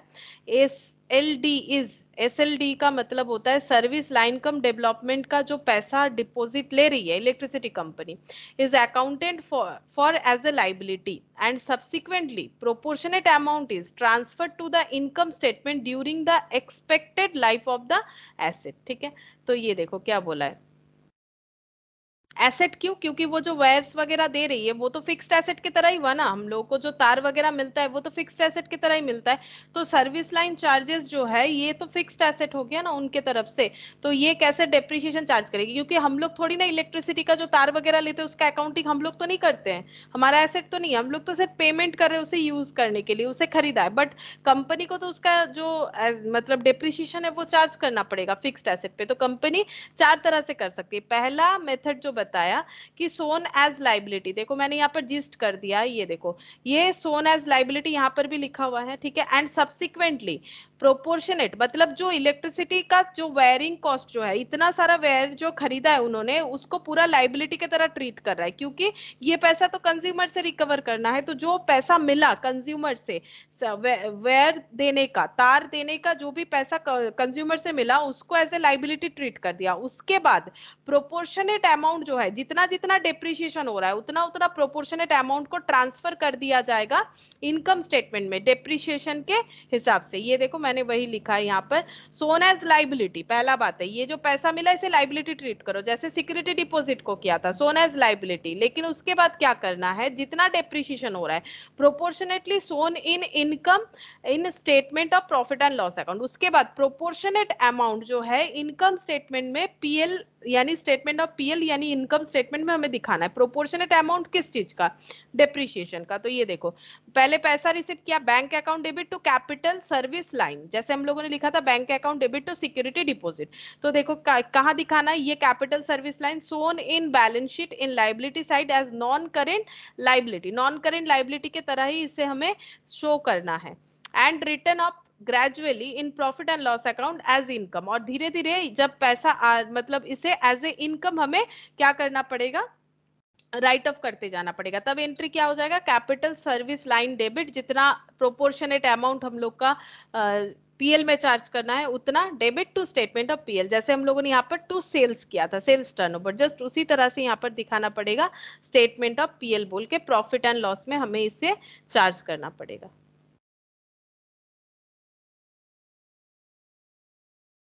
As a non current liability, ठीक है, ये इंपॉर्टेंट है। अच्छा, मेथड टू देखते हैं, मेथड टू क्या बोल रहा है, मेथड टू में टू के हिसाब से कैसे ट्रीट करना है। SLD is accounted for as a reserve, यहाँ पर एज ए रिजर्व ट्रीट करना है, ये देखो, shown as capital reserve under reserve and surplus, मैंने लिख ही दिया है जिस्ट, फिर भी एक बार देख लो, SLD is accumulated for as a reserve as the amount is not refundable and disclosed under the head reserve and surplus without transferring any proportionate amount to income statement during the expected life of the asset। तो यहाँ पर कुछ भी proportionate amount नहीं करना है, जितना पैसा मिला उसको डायरेक्टली रिजर्व एंड सरप्लस में एज ए कैपिटल रिजर्व बोल के हमें शो कर देना है। तो इसका ट्रीटमेंट कुछ प्रोपोर्शनेट होगा नहीं, इसलिए मैंने नहीं लिखा है, जस्ट लिखा है कि मेथड टू के हिसाब से कैपिटल रिजर्व दिखाना है रिजर्व एंड सरप्लस के अंडर।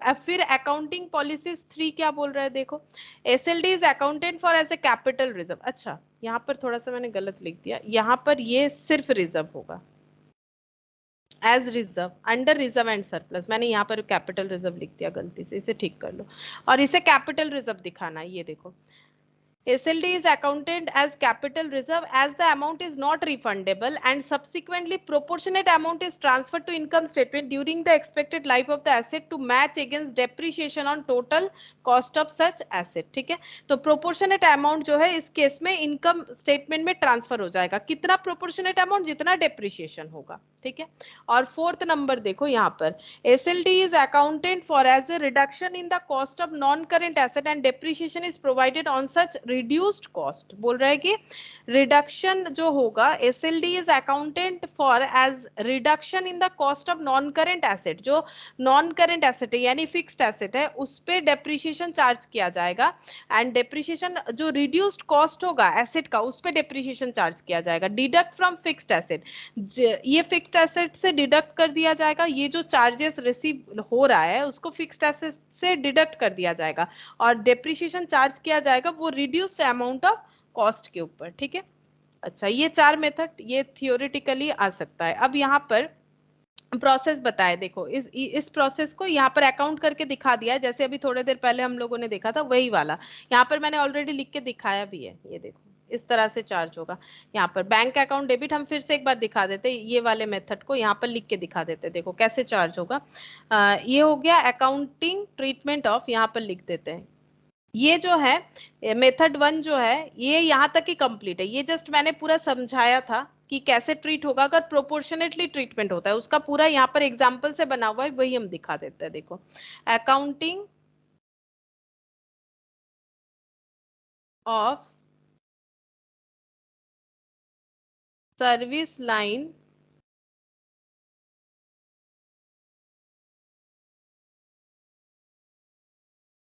कम डेवलपमेंट चार्जेस। तो सबसे पहले सेम एग्जांपल ही है बुक में, डेट के हिसाब से देखो, अप्रैल 2013 में सर्विस लाइन का चार्जेस का पैसा भी मिला इलेक्ट्रिसिटी कंपनी को, तो ट्रांजैक्शन क्या है, on receipt of SLD charges, ये पैसा मिला, तो एंट्री क्या होगा, पैसा मिला तो बैंक अकाउंट डेबिट हो जाएगा। टू सर्विस लाइन, ये देखो to capital service line charge, ऐसे लिखना पड़ेगा, to capital service line contribution.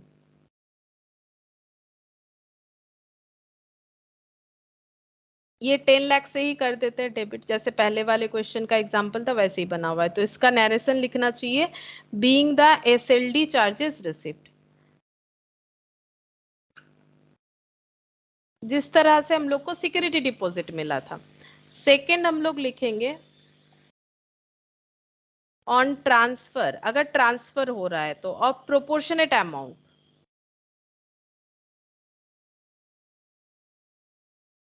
Amount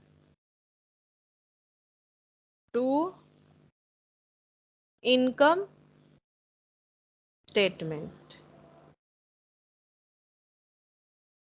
suppose इसका डेट आ रहा है 2014 मार्च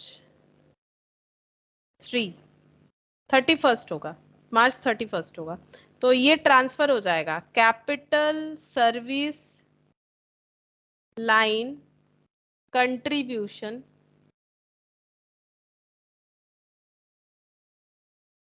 डेबिट टू, जितना ट्रांसफर हो जाएगा to statement of PL, narration हो जाएगा being the transfer of proportionate amount to the income statement.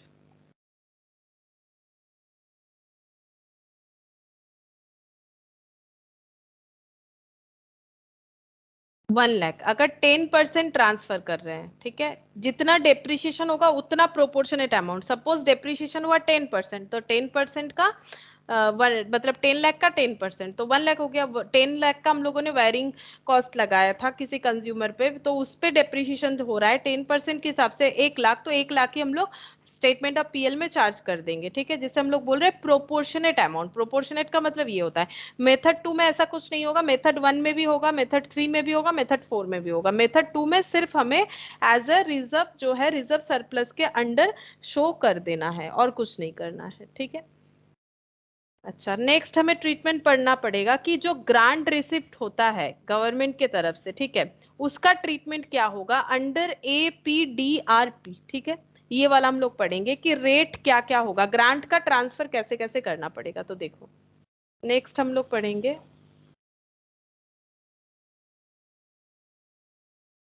Grant receipt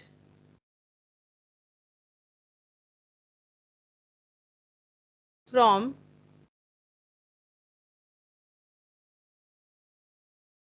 APDRP, that is full form लिख देते हैं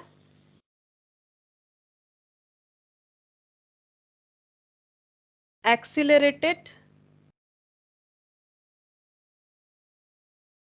power development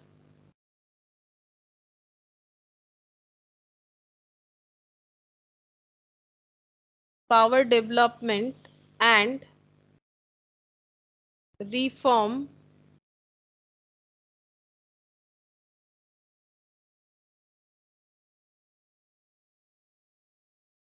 programme.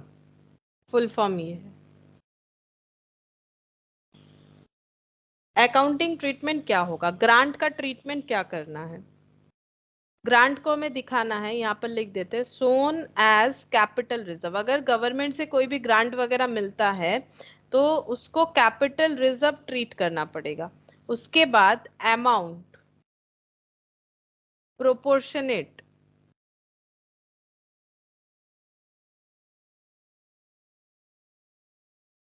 To the amount of depreciation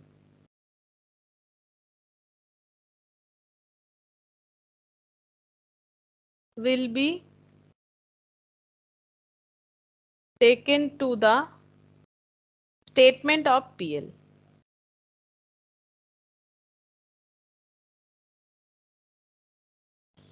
फिर PL में statement of PL यानी PL में उसे ट्रांसफर करना पड़ेगा, ठीक है।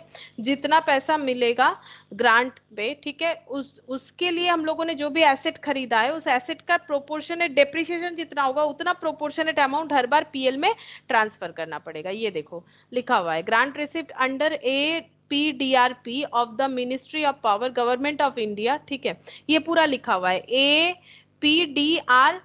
अच्छा मैंने पूरा नहीं लिखा, क्या प्रोग्राम ऑफ द मिनिस्ट्री, पूरा नहीं लिखा, ठीक है कोई बात नहीं, छोड़ो, यहाँ से देख के पढ़ सकते हो। Government of India towards capital expenditure is treated as capital receipt, ये हो जाएगा कैपिटल रिसिप्ट। जिस भी कंपनी इलेक्ट्रिसिटी कंपनी को मिल रहा है वो कैपिटल रिसिप्ट हो जाएगा। And accounted as capital reserve, क्योंकि ग्रांट जो है वो कोई छोटा मोटा चीज नहीं होता है, जो हम लोगों ने एनपीओ में देखा था, ठीक है, ह्यूज अमाउंट होता है, तो इसे कैपिटल रिसिप्ट बोल रहे हैं। ये जो पैसा आ रहा है इसका नेचर है कैपिटल रिसिप्ट, और इसको ट्रीट करना है capital reserve, and subsequently adjusted as income by transfer to the statement of profit and loss account in the same proportionate as the depreciation written off on the asset acquired out of the grant. मतलब जो grant मिला, grant से हमें क्या करना है, grant मिला मतलब हमें कैपिटल रिसिप्ट मिला। ये देखो ट्रीटमेंट क्या बोल रहा है, अगर हमें गवर्नमेंट से कोई ग्रांट मिला, ग्रांट का मतलब है छूट, ठीक है, किसी चीज पे हमें ग्रांट मिला मतलब कुछ पैसा गवर्नमेंट की तरफ से मिल गया, हमें नहीं खर्चा करना पड़ेगा। छूट का मतलब इस तरह, सब्सिडी नहीं है, ये ग्रांट है, मतलब पैसा मिल गया, उससे अभी हम लोग अपने ऑर्गेनाइजेशन का जरूरत का चीज खरीद सकते हैं। ग्रांट, ये कैसा ग्रांट है, ये कैपिटल रिसिप्ट वाला ग्रांट है। मतलब कैपिटल रिसिप्ट का मतलब इससे हमें एसेट वगैरह खरीदना पड़ेगा, ठीक है, कैपिटल रिसिप्ट है। और इसे ट्रीट कैसे करना है, इसे ट्रीट करना है कैपिटल रिजर्व। अब इससे हमें कैपिटल रिजर्व ट्रीट करेंगे। एक्चुअली इस ग्रांट से करना क्या है, फिक्स्ड एसेट क्या करना है, परचेज करना है, ठीक है। तो ग्रांट से जो फिक्स्ड एसेट खरीद लिया हम लोगों ने, अब बैलेंस शीट में फिक्स्ड एसेट एसेट साइड में आ गया, जैसे एसेट खरीद लिया। ग्रांट जो है वो लाइबिलिटी होता है, तो वो लाइबिलिटी साइड में आ गया। अब जितना फिक्स्ड एसेट खरीद लिया उस पे जो भी डेप्रिसिएशन हो रहा है, वो डेप्रिसिएशन का अमाउंट जो है हम लोग का पीएल में चार्ज होगा। और उसके साथ साथ क्या बोल रहा है, जितना डेप्रिसिएशन का अमाउंट पीएल में चार्ज होगा उतना प्रोपोर्शनेट अमाउंट हमें पीएल में दिखाना है। ये देखो capital reserve and subsequently adjusted as income, और इसे इनकम की तरह एडजस्ट करते जाना है कि हम लोग का इतना इनकम हुआ है, सब्सिक्वेंटली एडजस्टेड एज इनकम। तो ये पीएल बन गया। पीएल में यहाँ पर डेप्रिसिएशन तो दिखाएंगे जो ये फिक्स्ड एसेट पे हो रहा है, और जितना डेप्रिसिएशन दिखाएंगे उतना ही अमाउंट जो है हम लोग ग्रांट का एज ए इनकम यहाँ पर हर साल दिखाते जाएंगे। प्रोपोर्शनेट अमाउंट, जितना डेप्रिसिएशन दिखाएंगे उतना ही इनकम बोल के दिखाएंगे। ग्रांट तो हमारा इनकम है, लेकिन ये ह्यूज अमाउंट है, इसलिए हम लोग तो पीएल में नहीं दिखा सकते। तब तो हम लोग बाई ग्रांट बोल के पीएल में दिखा ही सकते थे, बट एक साथ में इतना अमाउंट दिखाना तो एप्लीकेबल नहीं है, क्योंकि ये तो रेवेन्यू रिसिप्ट नहीं है, ये कैपिटल रिसिप्ट है। कैपिटल रिसिप्ट तो लाइबिलिटी में दिखाते हैं, तो लाइबिलिटी में दिखा दिया। अब कितना इनकम हमें ट्रीट करना है, उतना सा इनकम हमें हर बार पीएल में प्रोपोर्शनेटली उठा के दिखाना है। और वो प्रोपोर्शनेट अमाउंट कितना होगा, जितना उस एसेट पे डेप्रिसिएशन होगा जो उस ग्रांट से खरीदा गया है। ये इस तरह से फॉलो होता है rules. The depreciation for the year to be debited to statement and profit and loss account on asset acquired out of grant match against proportion of the grant transferred from capital reserve, ठीक है।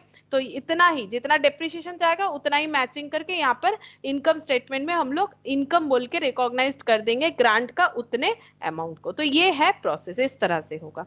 अच्छा, अब हम लोग next पढ़ेंगे accounting for depreciation, ठीक है। Depreciation के बारे में इलेक्ट्रिसिटी कंपनी कैसे करती है, जैसे कि मैंने पहले ही बोला, ये नॉर्मल डेप्रिसिएशन के हिसाब से नहीं होता है।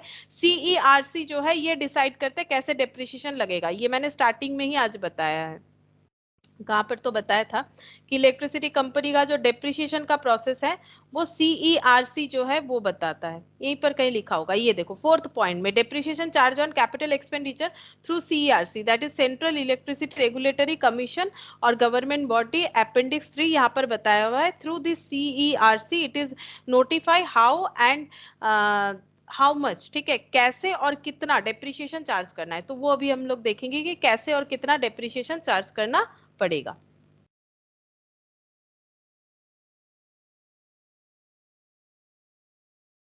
यहाँ पर हेडिंग करते हैं accounting for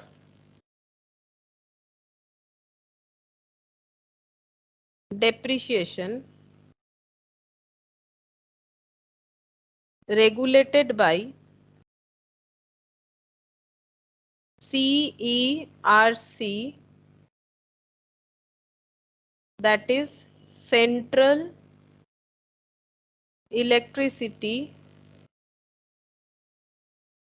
and Regulatory Commission,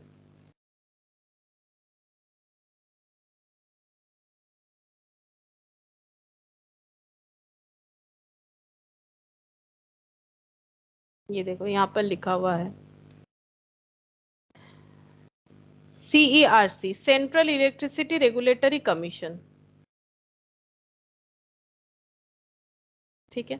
तो बहुत सारा रेट यहाँ पर देखो बता रखा है, बहुत सारा रेट बता रखा है। ठीक है। तो इतना रेट तो याद रखना पॉसिबल नहीं है, लेकिन हम लोग एक बार जस्ट रीड करेंगे इस पे। ये देखो अपेंडिक्स 3 दे रखा ना, अपेंडिक्स 3 डेप्रिसिएशन शेड्यूल, ये रेट जो है हमें थोड़ा सा याद रखना। इस पे क्वेश्चन बना हुआ है, बट नॉर्मली ऐसा क्वेश्चन आता नहीं, क्योंकि रेट याद रखना पॉसिबल नहीं है। लेकिन हाँ, कुछ कुछ रेट जो है हम लोग याद रख सकते हैं, वो थोड़ा बहुत जो इंपॉर्टेंट है उसका हम जिस्ट लिखवा देंगे, लेकिन एक बार रेट को गो थ्रू करवा देंगे। लेकिन उसके पहले देखो, इनका जो डेप्रिसिएशन का मतलब सिस्टम है, उसमें कुछ एजम्पशन भी है। एजम्पशन क्या है कि अगर residual life of the asset अगर कुछ नहीं बोलेगा तो हमें 10 साल कंसीडर करना पड़ेगा। जो स्क्रैप वैल्यू होता है ना, बाई चांस अगर क्वेश्चन में ये गिवन नहीं है तो हम लोग 10 ईयर्स कंसीडर करेंगे। सैल्वेज वैल्यू जो है वो 10% कंसीडर करेंगे। और जो डेप्रिसिएशन जो है up to 90% of historical cost of the asset, अगर डेप्रिसिएशन का रेट क्वेश्चन में नहीं रहेगा तो हम लोग 90% of the historical cost of the asset हमें ट्रीट करना पड़ेगा। ठीक है, ये जो है ये इनके हिसाब से बताया गया है। Calculation of depreciation for the purpose of tariff as per regulation 21। मतलब ये जो है एक्चुअली डेप्रिसिएशन क्यों कैलकुलेट किया जाता है, टैरिफ कैलकुलेट करने के लिए। क्यों? क्योंकि डेप्रिसिएशन भी तो हमारे कॉस्ट का ही एक हिस्सा होता है। तो जब तक कॉस्ट पूरा कैलकुलेट नहीं होगा हम लोग सेल प्राइस कैसे निकालेंगे, इसीलिए। ठीक है, तो यहाँ पर बोल रहा है the value base for the purpose of depreciation shall be the historical cost of the asset. अच्छा, हिस्टोरिकल कॉस्ट हमें लेना पड़ेगा। Historical capital cost of the asset shall included additional, ये सब बिल्कुल जरूरत नहीं हमें। ये जो ऐसे यहाँ पर डार्क बोल्ड किया हुआ जो पॉइंट दिख रहा है ना, ये हमें याद रखना है। रेसिडुअल लाइफ 10 ईयर्स मानना है, कुछ नहीं बोलेगा तो सैल्वेज वैल्यू 10% मानना है। और जो डेप्रिसिएशन का जो अमाउंट है वो up to 90% of historical cost of the asset होना चाहिए। तो हम यहाँ पर ये 3 पॉइंट जो है ये लिखवा देते हैं। देखो 3 पॉइंट हमें याद रखना है, इसके अंडर ही आता है। ये 3 पॉइंट हमें याद रखना है, क्वेश्चन में ये हेल्प हो जाएगा। ये देखो यहाँ पर लिख देते हैं। पहला पॉइंट 1 नोट बोल के लिख देते हैं। ठीक है, note.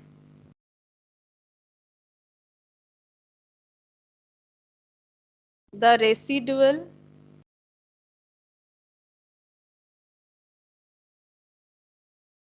life of the asset shall be considered as 10 years.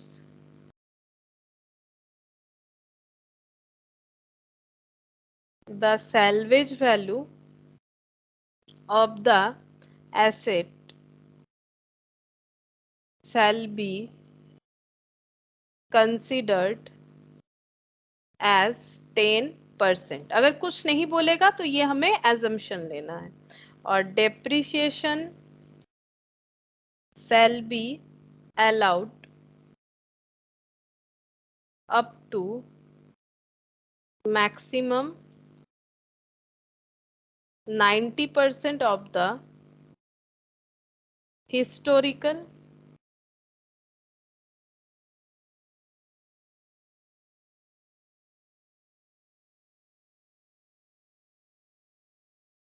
Cost of the asset.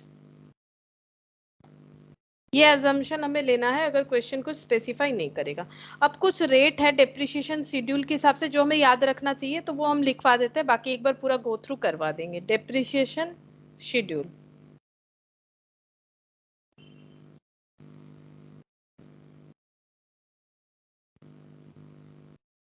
ये वाला, ठीक है, ये डेप्रिसिएशन शेड्यूल। ये देखो यहाँ से एक बार दिखा देते फिर हम भी लिखवा देंगे। लैंड अंडर फुल ओनरशिप, देखो लैंड का हमेशा एप्रिसिएशन होता है, डेप्रिसिएशन नहीं होता है, इसीलिए रेट देखो क्या दिया हुआ है 0.00%। इस तरह से लॉजिक के साथ हम लोग याद रख सकते हैं थोड़ा बहुत।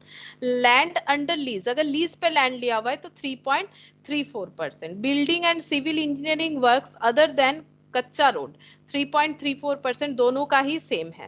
Temporary election such as wooden erection such as wooden structure 100%। IT equipment 15%। Self propelled vehicle 9.50%। Portable air conditioning plant 9.50। देखो अधिकतर 9.50 है, ये यहाँ तक 9.50 है। ठीक है, अच्छा, apparatus other than motor let on hire, अच्छा motors let on hire 6.33%। Communication equipment 6.33%, other furniture furnishing equipment fitting apparatus 6.33, ये भी देखो ये भी कुछ एक ही कैटेगरी में आ रहा है। अच्छा, एनी अदर एसेट 5.28%, जैसे कि plant machinery, generating station, cooling tower, circulating water system, ये सब बता रखा है। ठीक है, तो इसे कैसे याद रखेंगे, देखो हम लोग एक अलग पैटर्न में लिखते हैं। देखो जितना याद हो जाएगा धीरे धीरे, जितना चाहिए हमें उतना तो याद हो ही जाएगा। पहले लिखेंगे यहाँ पर 0%। ठीक है, 0% किसका है, लैंड का। क्यों याद रह जाएगा, क्योंकि लैंड का कभी भी डेप्रिसिएशन नहीं होता है, एप्रिसिएशन होता है। अगर कोई लैंड है इनके पास, इलेक्ट्रिसिटी कंपनी के पास, तो उनका डेप्रिसिएशन हो जाएगा यहाँ पर फ्री होल्ड होना चाहिए, फ्री होल्ड लैंड, ऐसा क्वेश्चन में मेंशन है। और ओनली लैंड, अगर ऐसा मेंशन है तो हम लोग 0% लगाएंगे। ठीक है, 0% लगाएंगे। नेक्स्ट 0% के बाद 100%। ठीक है, 0 के बाद डायरेक्ट 100 लिख दिया मैंने, याद रह जाएगा। 0 के बाद 100, 100% किसका था, देखो यहाँ पर temporary erection such as wooden structure, है ना। टेम्पोररी स्ट्रक्चर पे 100%, यहाँ पर लिख देते हैं टेम्पोररी स्ट्रक्चर,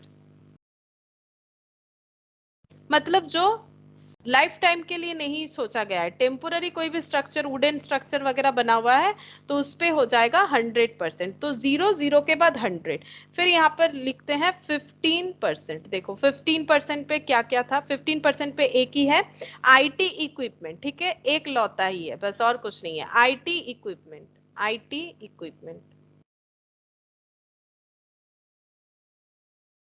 अच्छा, 15 के बाद हम लोग लिखेंगे 5.28%।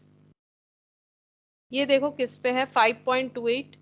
Other, any other asset, any other asset. ठीक है, 5.28 है, एनी अदर एसेट, यहाँ पर लिख देते हैं all other assets, all other assets. मतलब ये जो अलग अलग रेट लिखेंगे ना अभी, वो सबके अलावा जितना भी एसेट होगा उसका 5.28% का रेट लगेगा डेप्रिसिएशन का।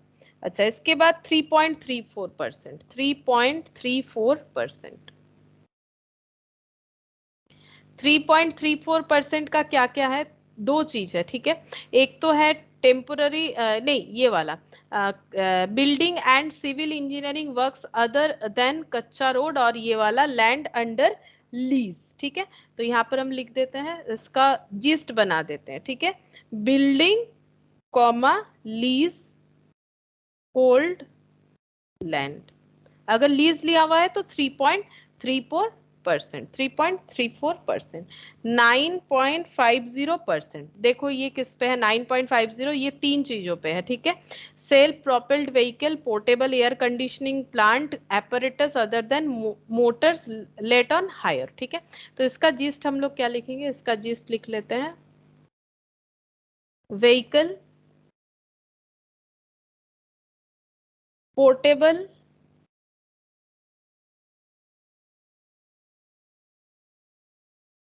Air conditioning AC apparatus.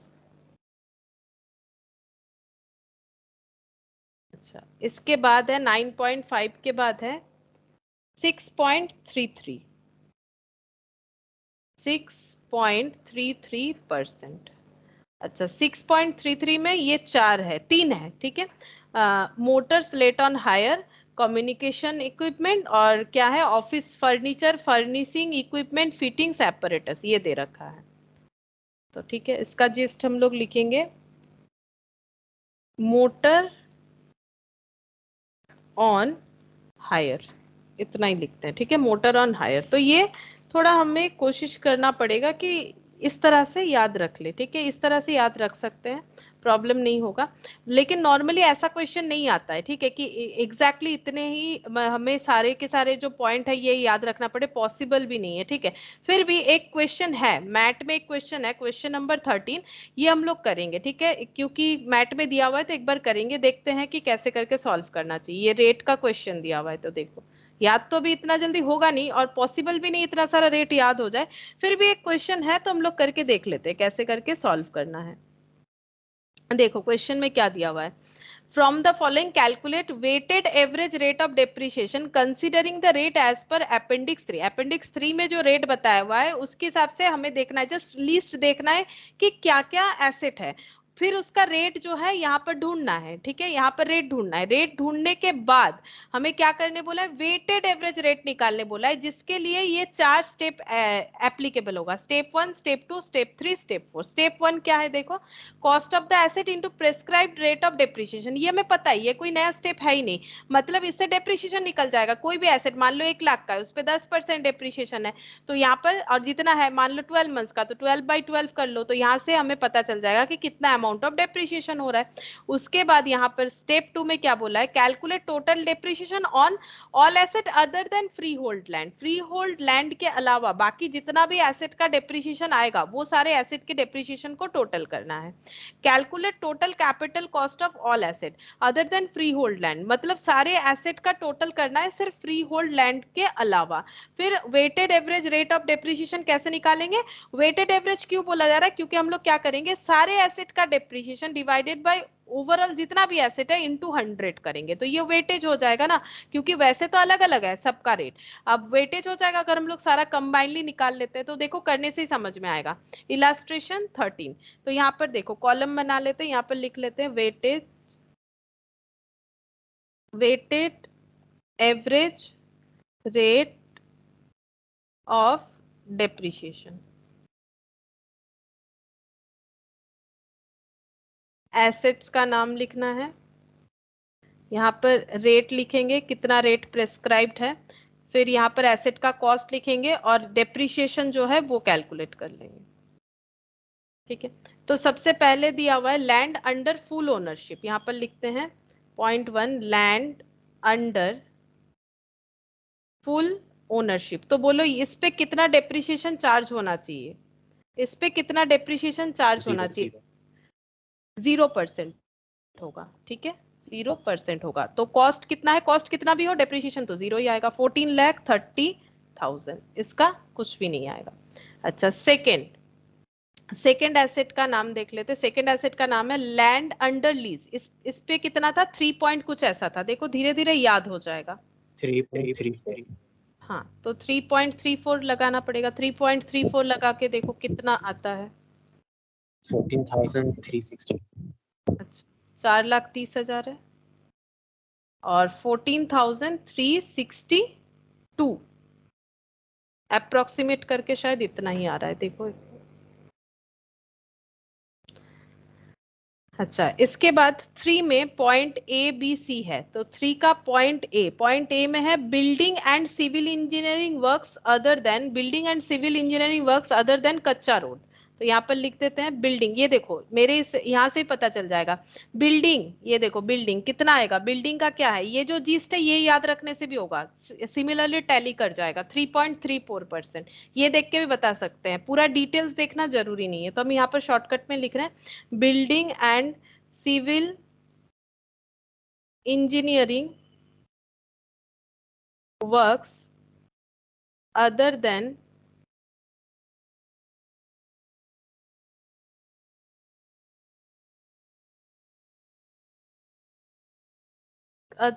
कच्चा रोड। ठीक है, ये है 33 लाख, यहाँ पर अमाउंट लिख लेते हैं 33 लाख और 3.34, तो देखो कितना आएगा, इसका अमाउंट कितना आएगा डेप्रिसिएशन, 1,10,220। 1,10,220। ठीक है, 33 लाख थोड़ा सा नीचे लिखना चाहिए, 33 लाख। अच्छा, नेक्स्ट पॉइंट बी में क्या है, पॉइंट बी में है रेलवे साइडिंग्स। अच्छा, यहाँ पर लिख लेते हैं रेलवेज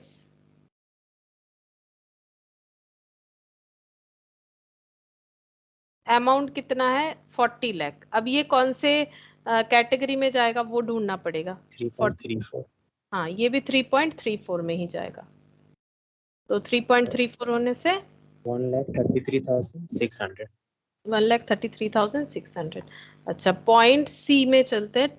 पॉइंट सी में टेम्पोररी कुछ था, ये 100% होता है ना टेम्पोररी स्ट्रक्चर का, ये इस तरह से याद रह जाएगा। हाँ, हाँ, अगर एमसीक्यू में भी आ जाए तो भी हम लोग लिख सकते हैं temporary electricity such as wooden structure 100%। 100% कितना है? 10 लाख। ये 10 लाख है, तो यहाँ पर 10 लाख ही हो जाएगा फिर। 100% है तो 10 लाख हो जाएगा। अच्छा, सी के बाद यहाँ पर हो गया। 4th नंबर पे है आईटी इक्विपमेंट, इसका अलग रेट था। 4th नंबर पे है आईटी इक्विपमेंट, ये एक अकेला ही था शायद। इसका जो रेट था ये किसी के साथ टैली नहीं था। 15%, इस पे एक ही बना हुआ था आईटी इक्विपमेंट पे 15%। 15%। हाँ 15%। IT equipment 20 lakh. 3 लाख। अच्छा 3 लाख हो जाएगा। अच्छा, 5th नंबर पे आईटी इक्विपमेंट के बाद है, आईटी इक्विपमेंट चला गया सेल्फ प्रोपेल्ड व्हीकल। तो व्हीकल देखना चाहिए हमें।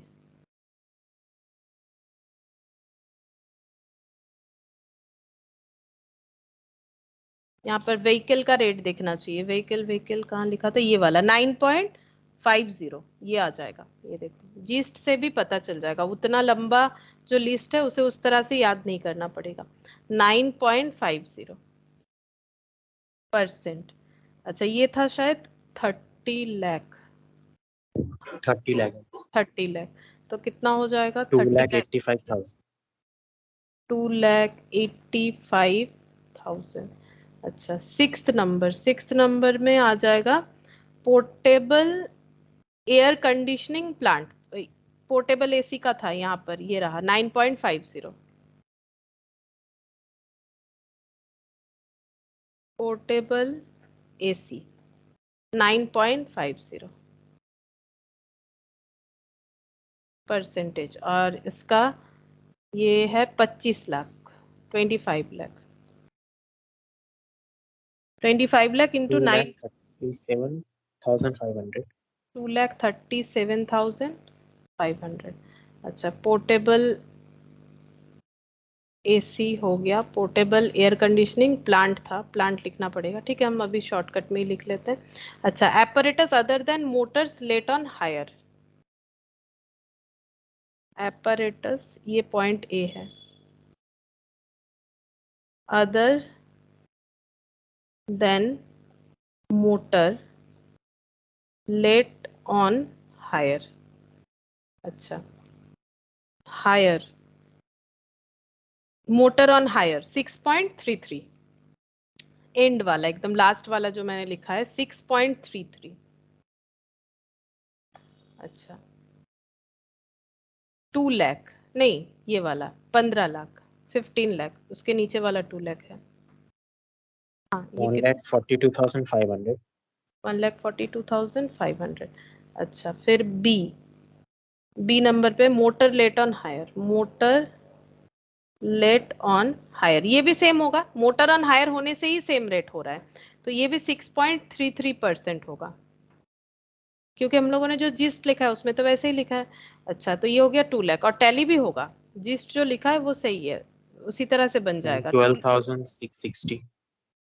12,660। अच्छा, 7th नंबर हो गया। अब 8 नंबर पे communication equipment. Communication equipment.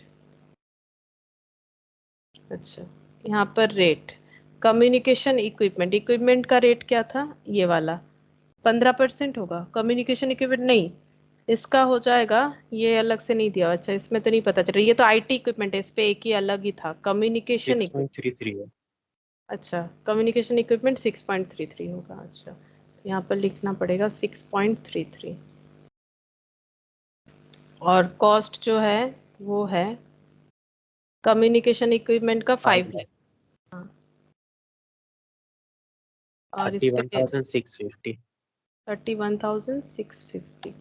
9th number पे है कम्युनिकेशन इक्विपमेंट के बाद office furniture furnishing equipment fittings and apparatus.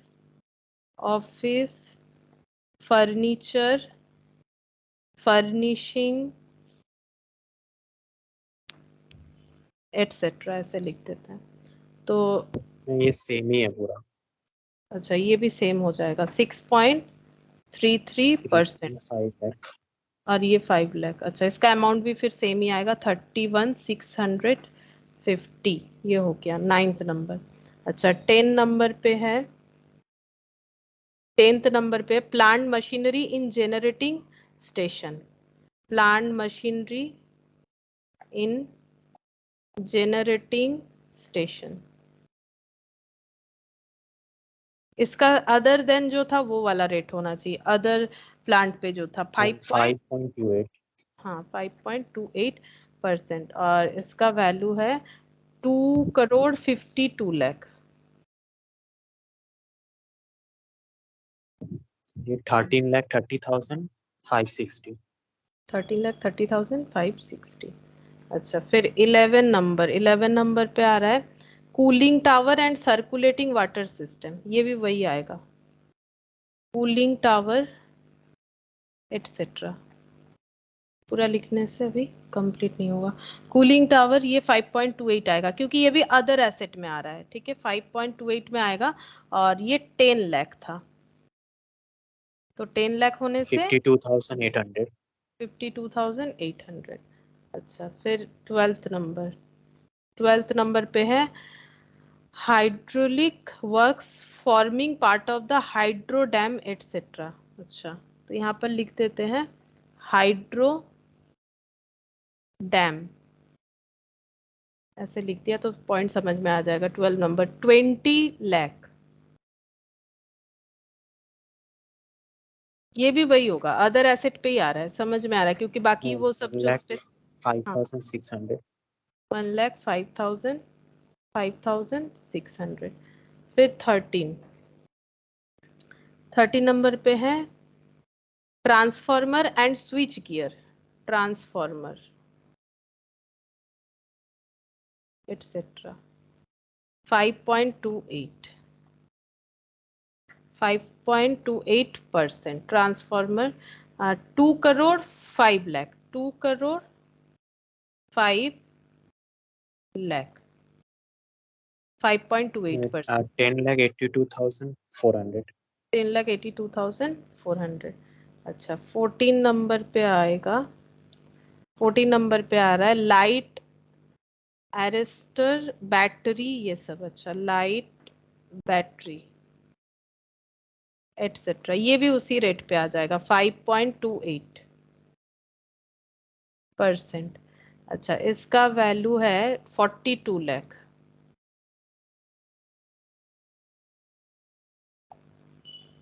2,21,760।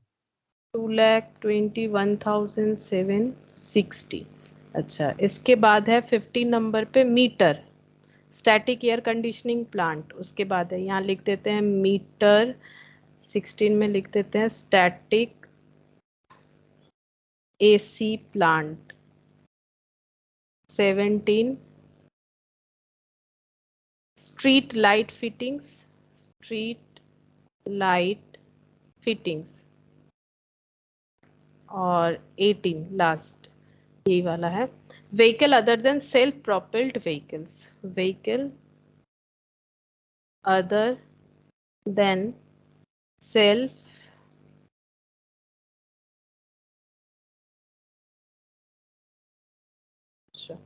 ये सब का रेट क्या होगा? ये सब का रेट वही 5.28 ही होगा क्योंकि ये अदर वाले में ही आ रहा है। 5.28, 5.28 और 5.28%।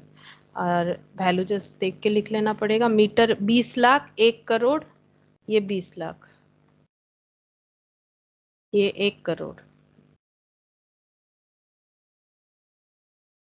अच्छा 20 लाख, 1 करोड़, 47 लाख 85, 2 लाख 15, 47 लाख 85 और 2 लाख 15, 2 लाख 15,000। अब बस इसका अमाउंट लिखना है। पहला वाला 1,05,600 है। 1,05,600। अच्छा ये कितना हो जाएगा? ये 5 लाख हो जाएगा शायद, 5 लाख हाँ, उसके 28। बाद 5,28,000। हाँ और ये वाला उसके बाद 2,52,648 2,52,648 और 2,15,000 इंटू ये वाला 11,352 352, ठीक है।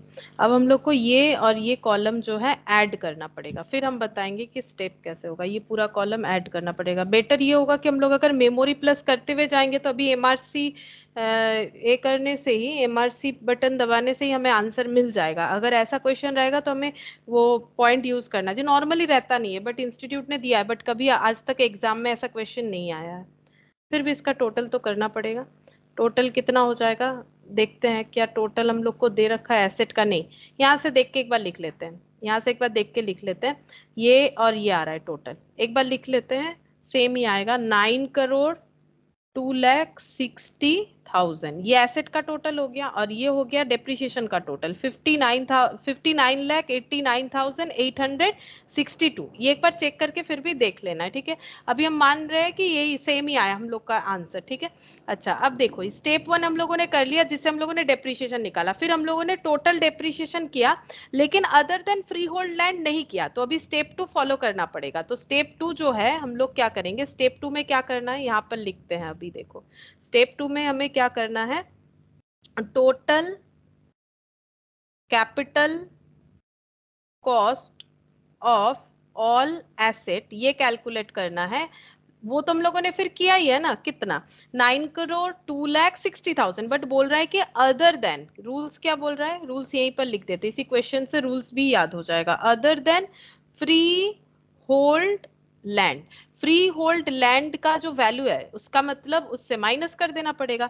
टोटल वैल्यू है 9,02,60,000 टेकिंग ऑल एसेट। किसी को भी हम लोगों ने मतलब नहीं एक्सक्लूड किया है, बट एक्सक्लूड करने बोल रहा है फ्री होल्ड लैंड को। तो फ्री, ये कॉस्ट है तो कॉस्ट से कॉस्ट को एक्सक्लूड करेंगे तो फ्री होल्ड लैंड का जो वैल्यू था वो लेस हो जाएगा। वो एकदम ये यहाँ पर था 14,30,000। ये इसीलिए कर रहा है, लॉजिकली इसीलिए कर रहा है क्योंकि इस पे कोई डेप्रिसिएशन चार्ज हुआ ही नहीं है, बट इसका रेट 0% बता रखा है ना, फिर इसको यहाँ से लेस करवा रहा है 14,30,000। ये लेस करने से कितना आ रहा है ये देखना पड़ेगा।